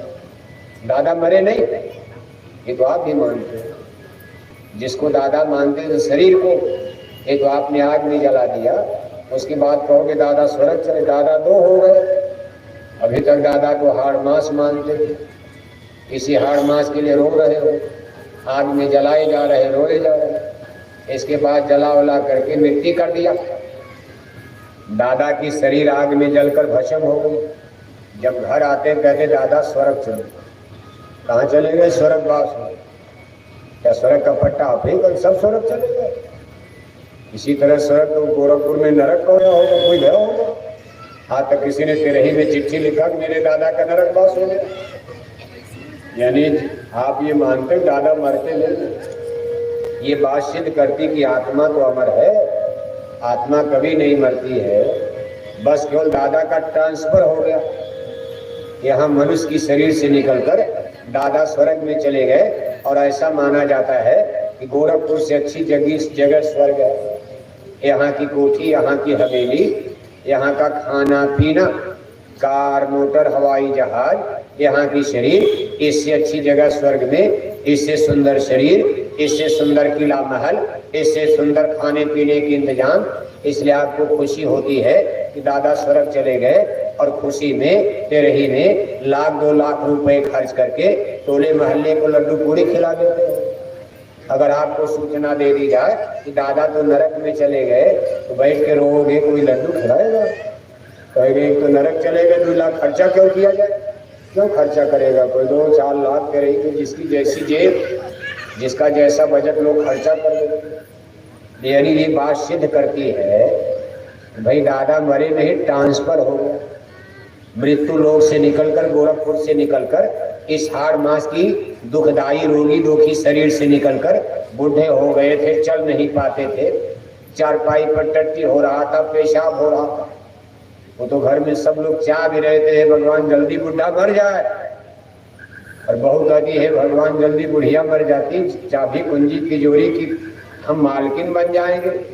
और दूसरे टट्टी पेठा उठाने से फुर्सत मिल जाएगी। तो लोग खुश होते हैं, चलो यहाँ टट्टी पेशाब से अच्छा स्वर्ग से ट्रांसफर हो। इससे मालूम पड़ता है कि कोई बात तो है। यानी आत्मा के सिद्धांत को अब यही देखो, थियरी बदल जाती है। पढ़ा लिखा समाज कहता है कि एक जीवन है, मौत के बाद न कोई जन्म है न कोई मरण है। यानी न हम पहले जन्मे और न आगे हमारा जन्म होगा। हम एक ही बार जन्मते हैं, एक ही बार मरते हैं, एक जीवन ही होता है। लेकिन ये बात सिद्ध कर रही है स्वर्गवास वाली बात, तेरे ही मनाना कि नहीं भाई दादा अभी मरे नहीं, बस गोरखपुर से निकलकर स्वर्ग में हमने टिकट दे दिया। मालूम पड़ता आप टिकट बांट कर चले जाओ स्वर्ग। ये कुल मिलाकर बात सिद्ध हो गई कि दादा अभी जिंदा है, बस शरीर बदल गया, चोला बदल गया, जगह बदल गई, घर मकान बदल गया और दादा वहां पहुंच गए। कहाँ पहुंच गए?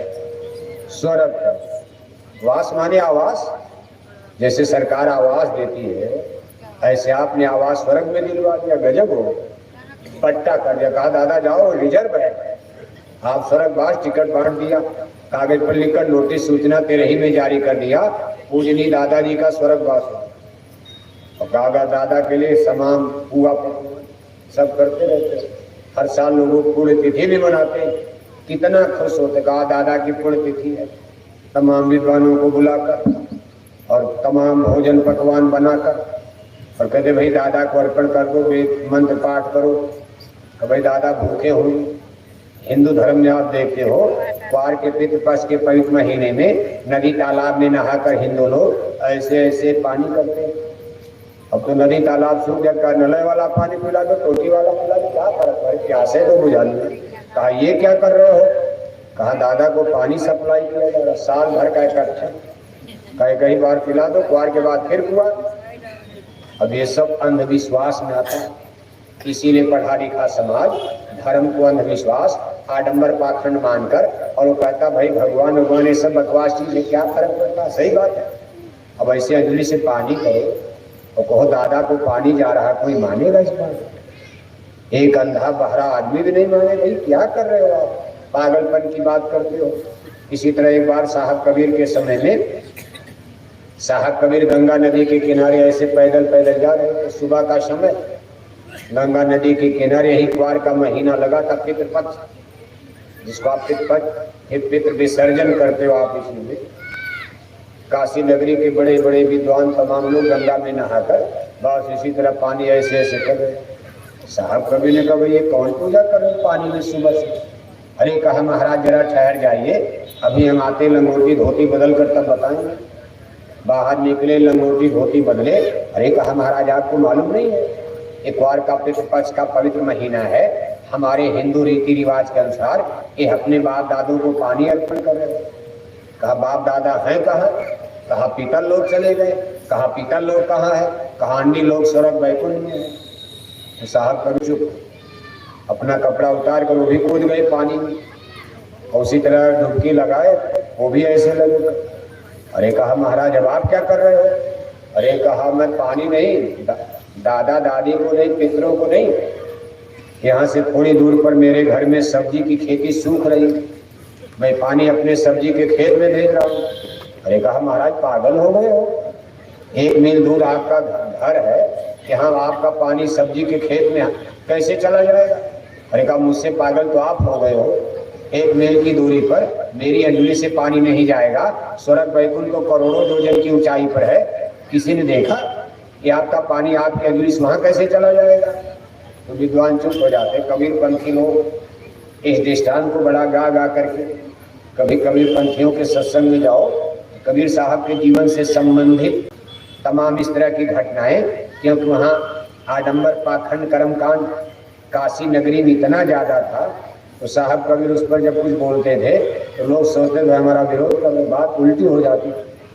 तो कबीर साहब पर ही वो लोग उल्टे ब्लेम लगाते थे, झगड़ा होता था और तमाम उनको यातनाएं दी जाती थी, लेकिन वो भी पीछे हटने वाले नहीं। साधु किसी से डरते हैं? अंत में सिकंदर लोदी का जमाना था। सिकंदर लोदी जब दिल्ली लखनऊ यहाँ आए, काशी नगरी, दिल्ली से चलकर काशी आए तो लोगों ने शिकायत की उन्होंने भी गंगा में डलवा दिया, हाथी के नीचे डलवाया। लेकिन कबीर साहब ज्यों के त्यों तब सिकंदर लोधी भी झुक गए। कहने का मतलब यह है, वही सही बात, जो चीज नहीं कोई जान रहा, अब वो आप कहोगे उसको थोड़ा बुरा तो लगेगा। जैसे मान लो कोई पूजा पाठ करता है और पीपल के पेड़ में ही पानी देकर कहता हर हर महादेव, उसे कहो भाई ये क्या कर रहे हो? अरे महाराज आपको मानो ना भगवान शंकर, ये भगवान शिव इसमें बसते हैं और शिवरात्रि के दिन, और तब तक गांजे का दम लगा लिया। कहा गांजा क्यों पीते हो? मैंने कहा तो भगवान भोले का प्रसाद है, हमारे भगवान भी तो गजेड़ी है। अब बताओ, भगवान को भी गजेड़ी बना दिया अपने सपोर्ट में। अपने सपोर्ट में अपनी बात को सही करने के लिए लोगों ने भगवान को गजेड़ी बनाया। अब भगवान शंकर तो जहर भी पीते थे, पियोगे? कोई पिएगा आपके गोरखपुर में? जो लोग गांजा पीते हैं भगवान शंकर के नाम पर, उनसे कहा जाए एक चम्मच जहर पी लो, बस राम नाम सत्य हो जाओगे। आप भगवान की क्या नकल करते हो? अब कोई कहे भगवान कृष्ण नंदगांव गोकुल वृंदावन बरसाना गोपिकाओं के साथ नाचते थे, गाते थे, विहार करते थे, हम भी रासलीला गोरखपुर में करेंगे। एक ही गांव में लाठी चार्ज हो जाए, जो ही शुरू करोगे एक घंटा में गांव वाले लाठी चार्ज करके मारी डालेंगे। ये कौन पागल आ गया बहन बेटियों के साथ नाच रहा? लेकिन भगवान के अंगुली पर गोवर्धन पहाड़ उठाए थे, उठाओगे? अगर कोई गोरखपुर में अंगुली पर गोवर्धन पहाड़ उठा ले, तब तो आप भी गोरखपुर में बेटियों के साथ रासलीला करो, नाचो गाचो, कौन मना करता? लेकिन आप मीठा मीठा गप, कड़ुआ कड़ुआ तो उल्टा अपने सपोर्ट में। जैसे जब आदमी ने मांस खाना शुरू किया, उन्होंने कहा भाई ये जनता कैसे मान लो, विरोध कर रहे हैं। थोड़े ही लोगों ने शुरू किया। शुरू में तो मानव शाकाहारी था, प्योर वेजिटेरियन लाइफ सिस्टम। जब सतयुग लगा, कालखंड बटा, का सतयुग सब योगी विज्ञानी कर हर ध्यान करें भौतानी। सतयुग में कोई भी आदमी मांस नहीं खाता, कोई औरत मर्द बच्चे बच्चियां, इस पृथ्वी पर कोई मांस नहीं खाता।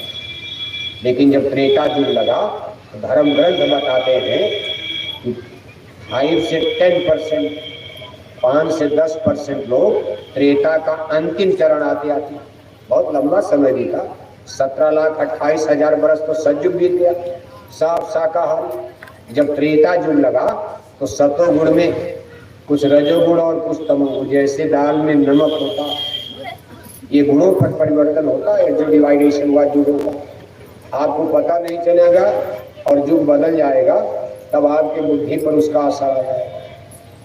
इसमें आदमी का कोई जोर नहीं चलता। जब त्रेता युग लगा तो धीरे धीरे, यानी अंतिम चरण आते आते 5 से 10% लोग मांसाहारी हो गए थे मानव। यानी जिस समय भगवान राम का अवतार हुआ है, उस समय आदमी ने मांस खाना शुरू कर दिया था। लेकिन इनकी संख्या बहुत कम, 90% से ज्यादा लोग शाकाहारी, और रावण आदि लोगों के मिला करके कुल 10% तक मांसाहारी। और उसी में देखो ऑपरेशन हो गया। इसके बाद जब द्वापर युग लगा, द्वापर युग में सतोगुण ब्रीफ, और फिर उसमें रजोगुण तमोगुण ज्यादा, और लग गया द्वापर युग। इसके अंतिम चरण में जब जदुवंश कृष्ण अवतारा, वही है हरण धरण यज्ञ भारा। जब जदकुल में योगेश्वर कृष्ण अवतार लिया है, उस समय 20% लोग मांस खाने लगे। ये नहीं कि इकट्ठे पूरी दुनिया मांसाहारी है। इतना 8,64,000 बरस द्वापर बीता, उसका अंतिम चरण आते आते 20% लोग मांसाहारी, तब भी 80% शाकाहारी। इसके बाद घटना घटती है और इसके बाद कलयुग लग गया। जब कलयुग आगमन होता है, उस समय हस्तिनापुर में राजा परीक्षित राज करते थे। राजा परीक्षित पांडवों के पोता, जिसको आप पौत्र कहते हो। अब मन्नु मर गए थे, पांडवों की सेकंड पीढ़ी में कोई बचा ही नहीं। तीसरी पीढ़ी में केवल राजा परीक्षित, ये मन्नु के पुत्र थे, और इस समय माँ के गर्भ में थे जब मन्नु वध हुआ था। इनको भी अश्वत्थामा मार डालना चाहता था, लेकिन भगवान के ने दया करके बचा लिया, नहीं तो पांडवों का और कौरवों का वंश ही खत्म हो गया। यही एक परीक्षित केवल बच गए थे, बाकी सब राजा राजकुमार हजारों हजार की संख्या में सब मार दिए गए थे। जब राजा परीक्षित राजा बन गए, राजा परीक्षित धर्मात्मा राजा थे, ये नहीं वो बैठ के दारू पीते झंडा भाई धर्मराज युधिष्ठिर के पोते थे। ये सब ऐसे नरेश हुए हैं जो प्योर वेजिटेरियन। एक दिन वेद व्यास के आश्रम में जाकर राजा परीक्षित दुखड़ा रोते और कहते हैं महाराज न जाने मेरा मन क्यों गंदे विचार लाता, पहले तो बहुत शुद्ध साफ था, अब मेरे मन में कुछ गंदे विचार जन्म लेने लगे। तो वेद व्यास जी मुस्कुराने कहा राजन आपको मालूम नहीं कलयुग लग गया है। जब जदवंशियों का विनाश हो गया उसके बाद धरती पर कलयुग लग गया। देखो जो यही अंतिम सीमा थी, महाभारत के बाद जब जदवंशियों का विनाश हुआ द्वारिकापुरी में, उसके बाद ही कलयुग लग गया। गुरु महाराज कभी कभी कहते थे कि जदवंशियों से ही कलयुग आया, यानी कलयुग लाने का असली कारण जदवंशी बने। गुरु महाराज की वाणी कहा महाराज तब ये तो जदवंशियों को बड़ा कलंक लग गया। तो गुरु महाराज ने कहा इनका कलंक मिट जाएगा जब ये सतयुग लाने में सहयोग कर दिया। अगर ये जदवंशी सतयुग ही ला देंगे इनका द्वापर वाला कलंक मिट जाएगा। अब सतयुग लाने की तैयारी हो रही है। अगर इसमें जदवंशी लोग साथ दे दिए तो समझ लो इनका द्वापर वाला कलंक मिट गया, लग गया। कहा महाराज बचेंगे कैसे, दिमाग को गड़बड़ होता जा रहा है, कहीं पास सत्संग किया करो। अब राजा के पास इतना कहाँ समय करो सत्संग करें, जब आपके पास इतना समय नहीं है, मामूली गृहस्थी तो ये गड़बड़ आज यहाँ जाना आज वहाँ। एक राजा और उसके बेचारे के पास इतनी ड्यूटी इतनी जिम्मेदारी, कहाँ रोज सत्संग करेंगे। फिर भी राजा परीक्षित सत्संग करते रहते थे, सत्संग करते। लेकिन कलयुग तो कलयुग होगा, जैसे आसमान में जहरीला रसायन छिड़क दिया जाए, सबकी जहरीली हवा नाक में फैल जाए, तमाम लोग मरने लगे। ऐसे जब कलयुग लगता है तो नेचर प्रकृति कुदरत इस ब्रह्मांड में यानी तमोगुण का रसायन छिड़क देती। कहाँ बचकर जाओगे आप, घर में, गांव में, स्कूल में, दफ्तर, जिधर जाओगे चारों तरफ पूरे वायुमंडल में तमोगुण का रसायन है। तमोगुण माने अशुद्ध है, अशुद्ध विचारधारा का जन्म होना, ये तमोगुण वृत्ति होती है। राजा परीक्षित बेचैन, एक दिन देखो घटना घटी, राजा परीक्षित जा रहे जंगल में शिकार करते, एक बड़ा भयंकर चेहरा मोहरा आदमी उधर से सामने से आया। राजा परीक्षित भाई पहले परिचय तो कौन हो। उसने कहा महाराज मैं बड़ा दुखी आदमी हूँ, हे राजन मैं आपकी शरण में आया हूँ, आप महाराज हो, मेरी रक्षा। राजन त्राहिमाम, मुझे शरण दो, मेरी रक्षा करो, आप हमको वचन दीजिए। राजा परीक्षित भाई बोलो क्या चाहते। कहा पहले वचन दे दीजिए आप हमको शरण देंगे, आप हमारी रक्षा करेंगे। राजा परीक्षित ने कहा जाओ वचन देता हूँ, हम आपकी रक्षा करेंगे, आपको रहने के लिए जगह देंगे, शरण में रखेंगे। तो उसने कहा महाराज मैं कलयुग हूँ। राजा परीक्षित ने कहा मैं तो आपको खोज रहा था कि मैं अपने राज में कलयुग को धरती पर नहीं आने दूंगा, क्योंकि राजा परीक्षित यानी उस समय विश्व विजेता राजा था, जिनको आप चक्रवर्ती सम्राट कहते हो, यानी पूरी दुनिया का गुरु भारत, और भारत का केंद्र उस समय हस्तिनापुर बना हुआ था। त्रेता युग में जब आप देखोगे दुनिया का केंद्र जम्बूद्वीप और भारत जम्बूद्वीप का केंद्र अयोध्या था जब रामा अवतार हुआ। लेकिन कृष्णा अवतार के समय सबसे बड़ा ज्ञान और शक्ति का केंद्र हस्तिनापुर बन चुका था। चक्रवर्ती सम्राट का मतलब सारे संसार में जिसका राज हो। आप कहोगे लंदन अमेरिका पर भी, हाँ, राजा परीक्षित का लंदन अमेरिका सब पर राज। उसमें लंदन अमेरिका का जन्म नहीं हुआ, बस ऐसे जंगल में जैसे जंगली लोग रहते हैं आदिवासी गोलढेल, इसी तरह यूरोप और अमेरिका के जंगल में आदिवासी जातियां रहती थी जिनका कोई स्टेट नहीं था, इनके पास कोई नेशंस नहीं था, शासन सत्ता नहीं थी, ज्ञान विज्ञान नहीं था। बाकी जहाँ तक मानव सभ्यताएं विकसित थी, जहाँ तक स्टेट राज्यों का निर्माण हो गया था, सबके नायक हस्तिनापुर में राजा परीक्षित बन चुके थे। तो कलयुग ने सोचा भाई पहले इन्हीं की बुद्धि को पागल करें, बाकी तो सब ठीक है, बाकी तो सब चेला चप्पड़ ही होगी।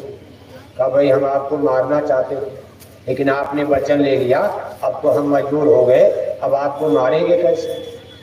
कहा महाराज आपकी दया है। कहा चलो ठीक है, क्या चाहते हो?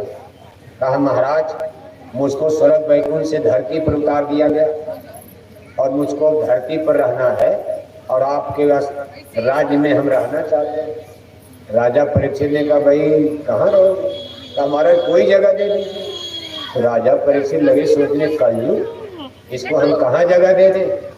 तो राजा ने कहा अच्छा जाओ आप जहाँ शराब में चले गए, क्योंकि उसमें शराब लोग पीते नहीं, बहुत कम लोग।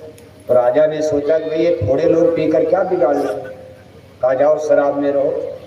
कलयुग ने कहा महाराज थोड़ा और, तो बहुत कम जगह है, ये हमारे रहने के लिए बहुत कम जगह, कुछ और नहीं। कहा अच्छा जाओ जुआ में चले जाओ, जहाँ लोग जुआ खेलते। कहा महाराज थोड़ा और जगह दे दीजिए। कहा जाओ जहाँ लोग मांस खाते वहाँ चले जाओ, उसमें मांस भी खाने वाले 20%, 80% लोग शाकाहारी थे उस समय जिस समय बात घट रही। कलयुग आगमन के समय हमारे इसको उस समय भारत को इंडिया हिंदुस्तान नहीं कहते थे, उस समय इसका नाम जम्मू द्वीप, सिंघल द्वीप, आर्यावर्त, ब्रह्मावर्त। इंडिया नाम तो अंग्रेजों ने दे दिया, हिंदुस्तान नाम मुसलमानों के जमाने में, उस समय इसका नाम आर्यावर्त, ब्रह्मावर्त, जम्मू द्वीप, सिंघल। का महाराज और जगह थोड़ा सा तो राजा परीक्षित कहे कहाँ दिया? यही देखो राजा परीक्षित से गलती हो जाती है, बिना सोचे समझे उन्होंने कहा जाओ सोने में चले जाओ। सोना जिसका गहना बनाते हो धातु, अब उनको नहीं पता वो सोने का मुकुट पहने थे। कलयुग सबसे पहले उनके मुकुट पर चढ़ गया, ऐसे खोपड़ी पर सवार हो।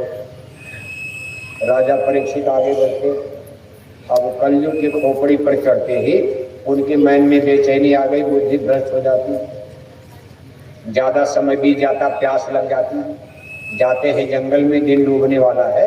एक महात्मा थे समी ऋषि, अपनी कुटिया के सामने एक चबूतरे पर बैठकर अंतर ध्यान होकर के समाधि लगाए। अब राजा परीक्षित देखो आज कलयुग चढ़ गया, जहाँ वो ऋषि मुनियों के चरणों में गिरकर प्रणाम करते थे, घोड़े पर बैठे बैठे हे आपके आंखें खोलो महाराज, पानी पिलाओ मैं प्यासा हूँ। अब कोई ऋषि मुनि अपनी पूजा छोड़े, चाहे कोई राजा हो चाहे रानी हो, वो नहीं तोड़े समाधि। तब गुस्सा उनको अहंकार आ जाता है, अरे मैं हस्तिनापुर नरेश राजा परीक्षित बोल रहा हूँ, आप पूजा कर रहे हो, मैं प्यासे मर रहा हूँ। फिर भी समी ऋषि ने समाधि नहीं तोड़ी। तब उनको इतना गुस्सा आया, एक मरा हुआ सांप बगल में देखा, अपने धनुष की नोक पर ऐसे उठाकर और समी ऋषि के गले में डाल दिया, जैसे माला पहनाई जाती है, और अपने आश्रम अपने हस्तिनापुर महल चले गए। उधर समी ऋषि के कुमार ऋषि कुमार किसी ने जंगल में जाकर कहा आप यहाँ हो, आपके पिता के गले में किसी दुष्ट ने मरे सर्प की माला डाल दिया। वो आते हैं देखते, उनको गुस्सा आ जाता है। ऋषि तो अभी बच्चे ही थे, लेकिन तपस्या करके उन्होंने भी कुछ सिद्धि प्राप्त कर लिया था, लेकिन उनकी सिद्धि अभी आधी अधूरी थी। क्यों आधी अधूरी? का मतलब अगर आधी अधूरी न होती तो श्राप नहीं देते। यही खतरा, आधा ज्ञान खतरनाक होता। जो पूरी सिद्धि पालेगा वो तो हंसते चला गया, चलो क्या अरे सांप डाल दिया डाल दिया। वहां जब देखा मेरे पिता, मान सम्मान अहंकार, कहा मेरे पिता के गले में इतना बड़ा, जाओ जिसने ऐसा जिस दुष्ट ने किया है, आज के 7वें दिन सर्पों का राजा तक्षक उसको डसेगा, काट खाएगा, और आज के 7वें दिन वो मारा जाएगा। अब देखो धर्मात्मा राजा, संसार के सबसे बड़े धर्मात्मा राजा, प्रतापी राजा, और उनको इतना बड़ा श्राप मिल जाता है तो ब्रह्मांड हिल जाता। क्योंकि राजा परीक्षित कोई मामूली राजा नहीं, धरती के सबसे प्रतापी राजा और बड़े धर्मात्मा पुण्यात्मा राजा। जब ब्रह्मांड हिलता है तो ऋषि की समाधि टूट जाती और कहते बस पुत्र तुमने बड़ा गलत कर दिया। अरे वो हमारा राजा है, सर्प डाल दिया, क्या फर्क है? अब कलयुग में जो राजा पैदा होंगे वो तो साधु संतों की गर्दन काट देंगे, इसने तो सर्प डाला। आगे जो राजा पैदा होंगे वो ऋषि मुनियों को फांसी पर चढ़ाएंगे, सूली पर चढ़ाएंगे, फांसी पर लटका देंगे, गला काट देंगे तलवार से। अब राजा परीक्षित ऐसा धर्मात्मा राजा इस कलयुग में कोई जन्म नहीं लेगा। और इसके बाद तुरंत हस्तिनापुर जाते शमी ऋषि और कहते हैं बेटे ने तो गलती कर दिया महाराज, और श्राप इतना भयंकर है कि पीछे नहीं हो सकता, वृथा न जाए दे ऋषिवाणी। तब लोग व्यास जी के पास जाते हैं जो उस जमाने के सबसे बड़े योगेश्वर पुरुष थे। व्यास जी सुखदेव जी को बुलाते हैं और कहते भाई हस्तिनापुर में जाकर धार्मिक अनुष्ठान प्रारंभ कर दिया जाए, 7 दिन तक अनुष्ठान चलाओ, कम से कम राजा मरे भी इनकी आत्मा भूत प्रेत योनि में न जाने पाए, क्योंकि ऐसा माना जाता है कि जो सांप में मरते हैं और जहर खाकर मरते हैं, एक्सीडेंट में भरी जवानी में मरते हैं, ये आत्माएं भूत बनती प्रेत बनती। ऋषि मुनियों को इतनी चिंता हो गई कि हमारा इतना पुण्य धर्मात्मा राजा, धर्म रक्षक राजा अगर भूत प्रेत में जाएगा तो हमारी तपस्या वृथा मानी जाएगी। इसलिए उन्होंने कहा भाई जाओ तब धार्मिक अनुष्ठान करो। राजा परीक्षित बेचारे यज्ञ वेदी पर बैठे हैं, 7 दिन धार्मिक अनुष्ठान चलता रहा और 7वें दिन जैसे आसमान से कहां से तक्षक प्रकट हो गया, एक जहरीला नाग ऐसे सामने आता है।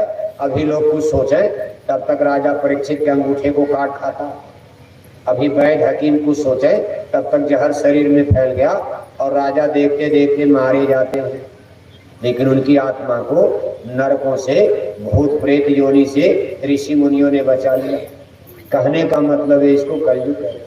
बताओ, जिस दिन कलयुग धरती पर लगा, सबसे प्रतापी राजा की बुद्धि को ऐसे पागल कर दिया।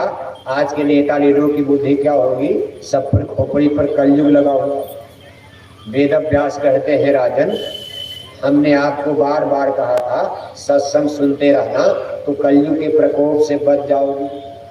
राजा परीक्षित ने कहा महाराज कोशिश तो मैं बहुत करता था, लेकिन अब क्या करूं, विधि का विधान है। इसीलिए कहते भाई सत्संग जल जो कोई पावे, मैं लाई सब कट कर जावे। आपको भी समझाया जाता है कभी अपने को ज्ञानी पूरा मत समझना। जब तक ये जीव न जग जाए, जीवात्मा न जगे, घंटे संग की आवाज न सुनाई दे, और जब तक तब तक समझ लो कि कहीं भी धोखा हो सकता। बल्कि गुरु महाराज तो ये कहते थे कि मरते दम तक, जब तक हाथ पैर में शक्ति है, ताकत है, आते जाते हो सत्संग में जरूर जाया करो। सत्संग ही एक ऐसी चीज है जिसमें हम आप सही रास्ते पर चल सकते हैं। कब क्या गलती हो जाए, क्या भूल चूक हो जाए, सत्संगियों का रास्ता कब भटक जाए, कहा नहीं जा सकता। इसलिए सभी प्रेमी भाई भाई कुल मिलाकर भाग्यशाली को हो।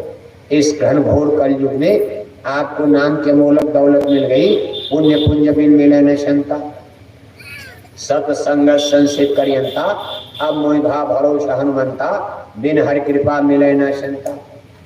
तो भाई ये नाम के मूलक दौलत जिसको मिल गई, इतनी बड़ी दात, उसकी भाग्य तो महान है। लेकिन इसका पूरा लाभ कब मिलेगा, जब सत्संग में आते जाते रहोगे। नहीं तो इतनी धोखे की बात, कब बुद्धि पागल हो जाए, कब किधर कलयुग खींच ले। समय का प्रभाव बड़ा ही खतरनाक समय चक्र चल रहा है। इसलिए थोड़ा बहुत सुमरन ध्यान भजन जो भी आप, सत्संग तो आसान चीज है, सुमरन ध्यान भजन में थोड़ा कठिनाई होती। कहाँ भजन बनने वाला इस कलयुग में। दिन मन चंचल, बुद्धि चंचल, चित्त चंचल, 1 सेकंड कहीं पेंडुलम की तरह रुकता नहीं, बस ऐसे कांपता रहता। लेकिन धीरे धीरे सत्संग में आते जाते, सत्संग जल जो कोई पावे, मैल आई सब कट कर जावे। निर्मलता पवित्रता और निर्मल मंजन सो मोहि पावा, मोहि कपट छल छिद्र भावा। जैसे जैसे मन सुंदर, स्वच्छ, पवित्र, निर्मल, ऐसे ऐसे आप स्थिर होते जाओगे, यानी शब्द आपको खींचता चलेगा। इसलिए प्रेमी भाई क्या वजह भाई, कथा लंबी तो नहीं हो गई? हाँ लंबी तो ही गई। देखो पूरी परेठा तो कब से भोग कब से लग के तैयार है। चलो अब कथा खत्म हो जाए तो बराबर। बहुत बहुत इस बात में तो देखो कई बार कार्यक्रम हो चुका है, लेकिन यह है कि एक केवल सुनने सुनाने वाली बात नहीं, इसको आप अपने जीवन में धीरे धीरे उतारने की कोशिश करो। हमारे बहुत से भाई बहन देखो अगल बगल गांव से यहाँ तमाम गांव जवार के लोग सुन रहे।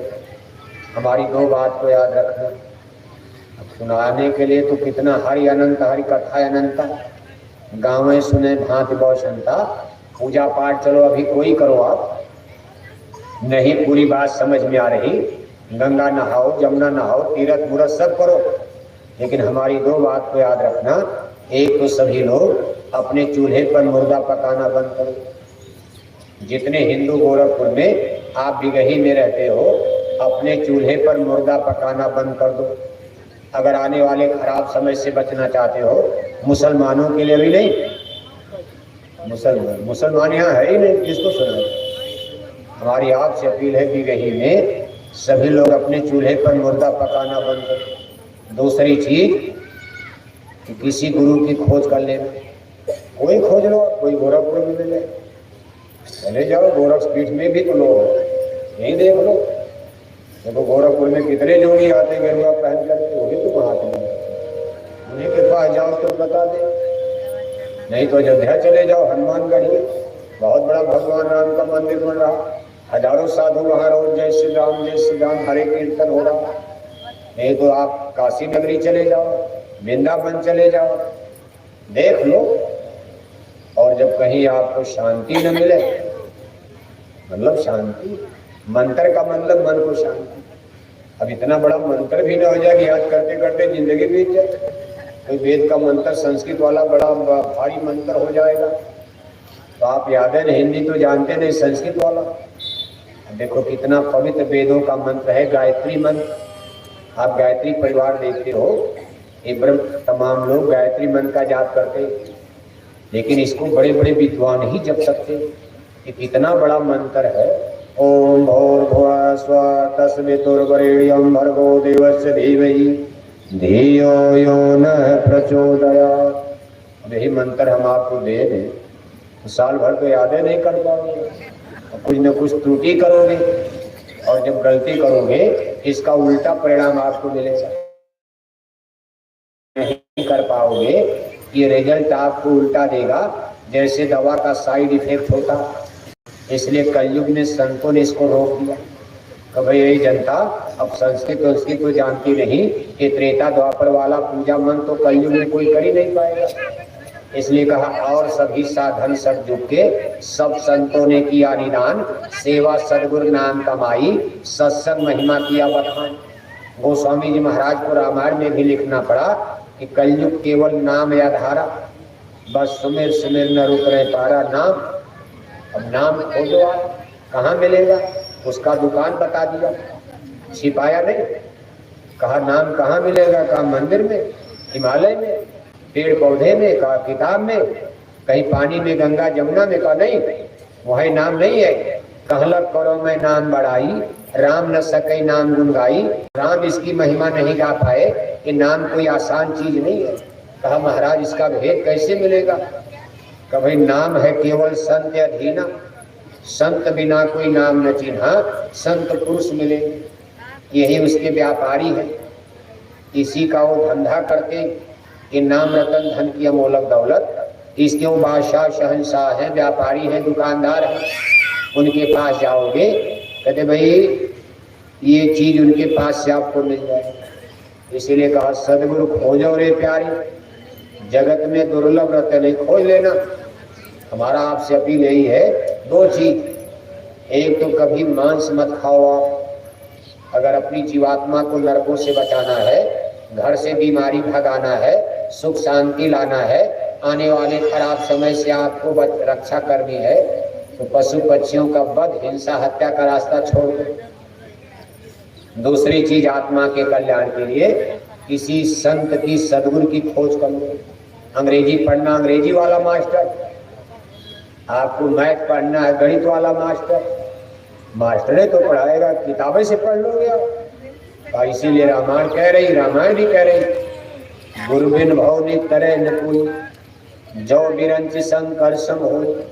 रामायण में जगह जगह देखो, हर कांड में किसी न किसी के माध्यम से रामायण के रचयिता गुरु की महिमा बता रहे, गुरु की महिमा कह रहे। भाई जीवन में सबसे महत्वपूर्ण गुरु की खोज करना। गुरु के पास जाओ, का करण धार सदगुरु निन्नावा, दुर्लभ साज सुलभ कर पावा, बंदा गुरुपद पदुम परागा, सुर सुभाष सरस अनुरागा, अमी मूरी में चूरन चारू समन सकल भव रुज परिवार सुकृत संभुतन विमल विभूति मंजुल मंगल मोद प्रसूति गुरुपद रजमृत मंजुल यंजन नयन यमी दृग दोष विभंजन सिर गुरुपद नक मणिगन ज्योति सुमिरत दिव्य दृष्टि होती उघर विमल मिलोचन ही के मिटई दोष दुख भव रजनी के सूझई रामचरित मन मानी गुप्त प्रगट जहाँ जो जय खानी दलन मोहतम सौसु प्रकाशु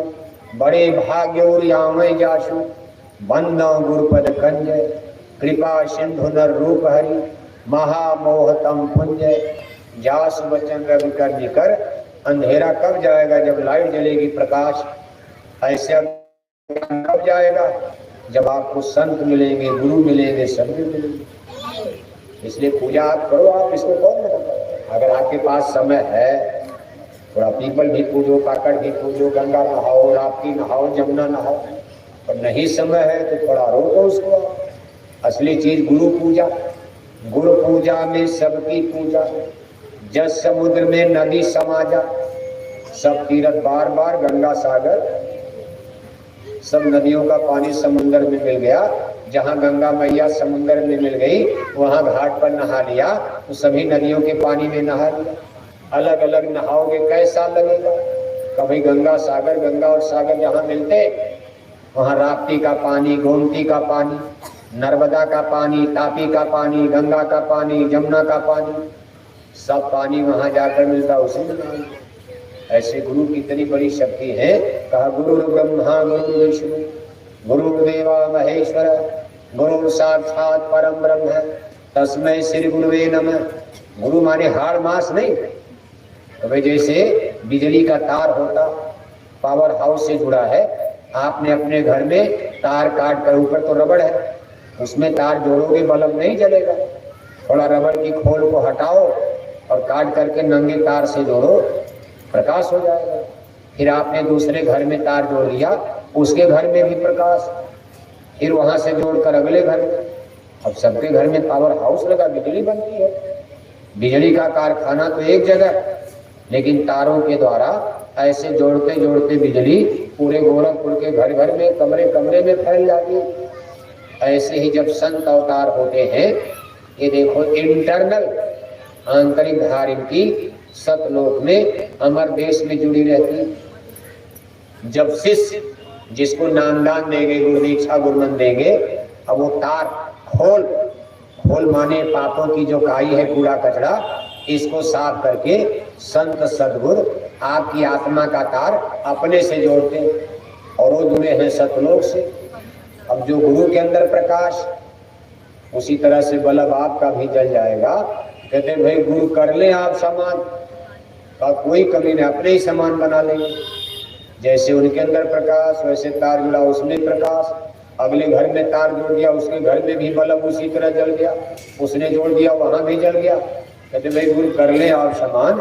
यही परमेश्वर का नियम है, चेन बना दिया, एक श्रृंखला उन्होंने बना दिया। इसी सिस्टम तरीके से अब कोई जीव अपने घर, सच्चे देश, सच्चे वतन जा सकता। इसीलिए गुरु की महिमा गाई गई है। कहते भाई और पूजा पाठ आप करो, अरे देवता की पूजा करोगे प्यास जाएगी। जब उनसे आपको पानी मिला, थोड़ा दो माला जब दोगे, कोई पाप नहीं है। आप जल देवता की, धरती माता से किस्म किस्म का फल, किस्म किस्म की सब्जी, किस्म किस्म का अनाज आपको मिलता है। आज धरती माता अनाज सब्जी देना बंद कर दे, का भूखे भजन न होई गोपाला, ये लो अपना कंठी। भूख बड़ी है कुतिया और करे भजन में भंग, ताको टुकड़ा डाल के भजन करो निशंक। बिना भोजन की जिंदगी रहे, पुजारी पूजा छोड़ देगा। 2 दिन रोटी ना मिले तो ऐसे नाचोगे जैसे बंदरिया नाचती है। और ये चीज मिलती है धरती माता से। जी धरती माता से इतनी चीज आपको जीवन के लिए मिल रही है। कोई धरती माता को सुबह उठकर अगर आप ऐसे प्रणाम कर लो, कोई पाप है? प्रणाम करो भाई, आप हमारी माता हो। जिस गाय से आपको इतना मीठा दूध, मान लो मक्खन, घी, मलाई मिल रही है, उस गाय माता को अगर पूजा कर लोगे, थोड़ा उनको तिलक टीका लगा दो, कोई पाप नहीं है। लेकिन अब कहोगी धरती माता मुक्ति दे देंगी, धरती माता गेहूं चावल देंगी कि मुक्ति देंगी? जिसके पास जो होगा वही तो देगा। अब गाय माता से कहो हमको सतलोक पहुंचा दो, गाय माता आपको दूध देंगी, मक्खन देंगी, घी देंगी, कि गाय माता स्वर्ग वैकुंठ दे देंगी? अब कुछ लोग कहने लगे भाई गाय दान करवा दो। मरते समय लोग गाय पूजा बना उल्टा कर देते, इसीलिए अंधविश्वास बढ़ता।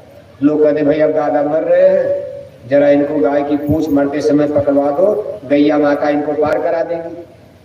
अरे गाय माता का काम दूध देना, इसीलिए पूजा होती। वो दूध देती है, मक्खन देती है, घी देती।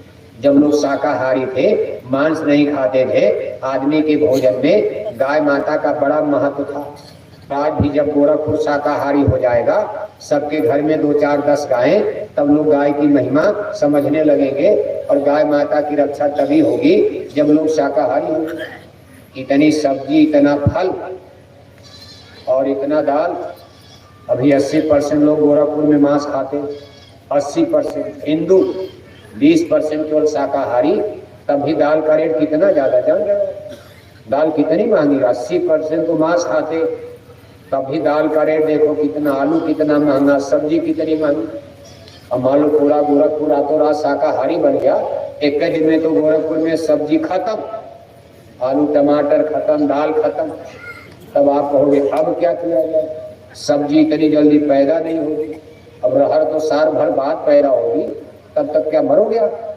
लेकिन ये दूध, दही, मक्खन, घी लोगों के घरों में परमानेंट। एक गाय ने दूध देना बंद किया, दूसरा तैयार। 3, 4 गाय, 5 गाय रखते थे। कोई रिश्तेदार मेहमान आया तो भाई दूध पी लो, खुश। स्वस्थ थे, सुंदर थे, दंगल कुश्ती लड़ते थे, पेड़ उखाड़ देते थे, शेर से लड़ जाते थे। लेकिन जब आदमी के जीवन में मांसाहार आ गया तो लोगों का भाई अब तो हाथ में गोबर लगता है, बदबू करता, गाय हटाओ। कहा चाय कैसे पियो? अरे कहा किराए पर पैसे से खरीद ले, डाल करके केमिकल वाला दूध पीते पीते शुगर के मरीज हो गए। मरीज शुद्ध गाय का दूध पीते पीते कभी शुगर होता, लेकिन बाजार वाला पीते हो केमिकल डालकर, कैसे कैसे बनाकर कंपनियां दे रही क्या प्रोडक्ट, तो सब रोगी होते जा रहे। और कहते थे गाय माता को भगाओ, इनका गोबर बदबू करता, क्रीम लगाओ, पाउडर लगाओ, तेल लगाओ, फूले लगाओ, और अंदर अंदर कबाड़ा हो गया।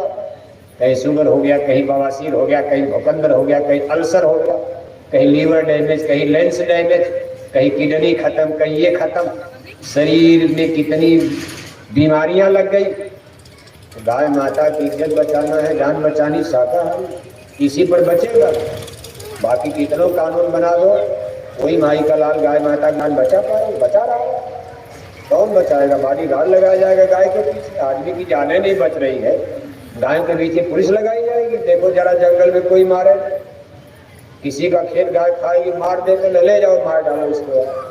भले हम हिंदू है लेकिन हमारे सामने मत मानना, कसाई को कहते हार में ले जाकर मार डालो, सब गेहूँ खा दिया। ऐसे नहीं होगा। जब आपको गाय की कीमत समझ में आएगी तो लोग गाय पालेंगे, गाय की रक्षा। और तब जब आप शाकाहारी बनोगे, वही दूध चाहिए, मक्खन चाहिए, घी चाहिए, क्योंकि सब्जी, अनाज, फल फूल से तो पूर्ति हो नहीं पाएगी। बिना दूध, दही, मक्खन, घी के जब पूरा गोरखपुर शाकाहारी बनेगा तो आप कहोगे काम चल जाए केवल सब्जी से, फल से और भोजन से। बिना दूध, दही, मक्खन, घी के तो हो ही नहीं सकता। इसीलिए भगवान के ने भी गाय चराई, जो आपको गोपाल नाम पड़ गया, ग्वाला। यानी ये प्राचीन परंपरा है। जब लोग ज्यादा शाकाहारी तो गाय की महिमा, ऐसी गाय की पूजा प्रारंभ हो गई। अब आप कहते इसी गैया मैया की पूछ पकड़कर चलो पार हो जाओ, बैतरणी पार हो, यही अंधविश्वास हो जाता। इसलिए गुरु की खोज करो। बोलो जय गुरुदेव।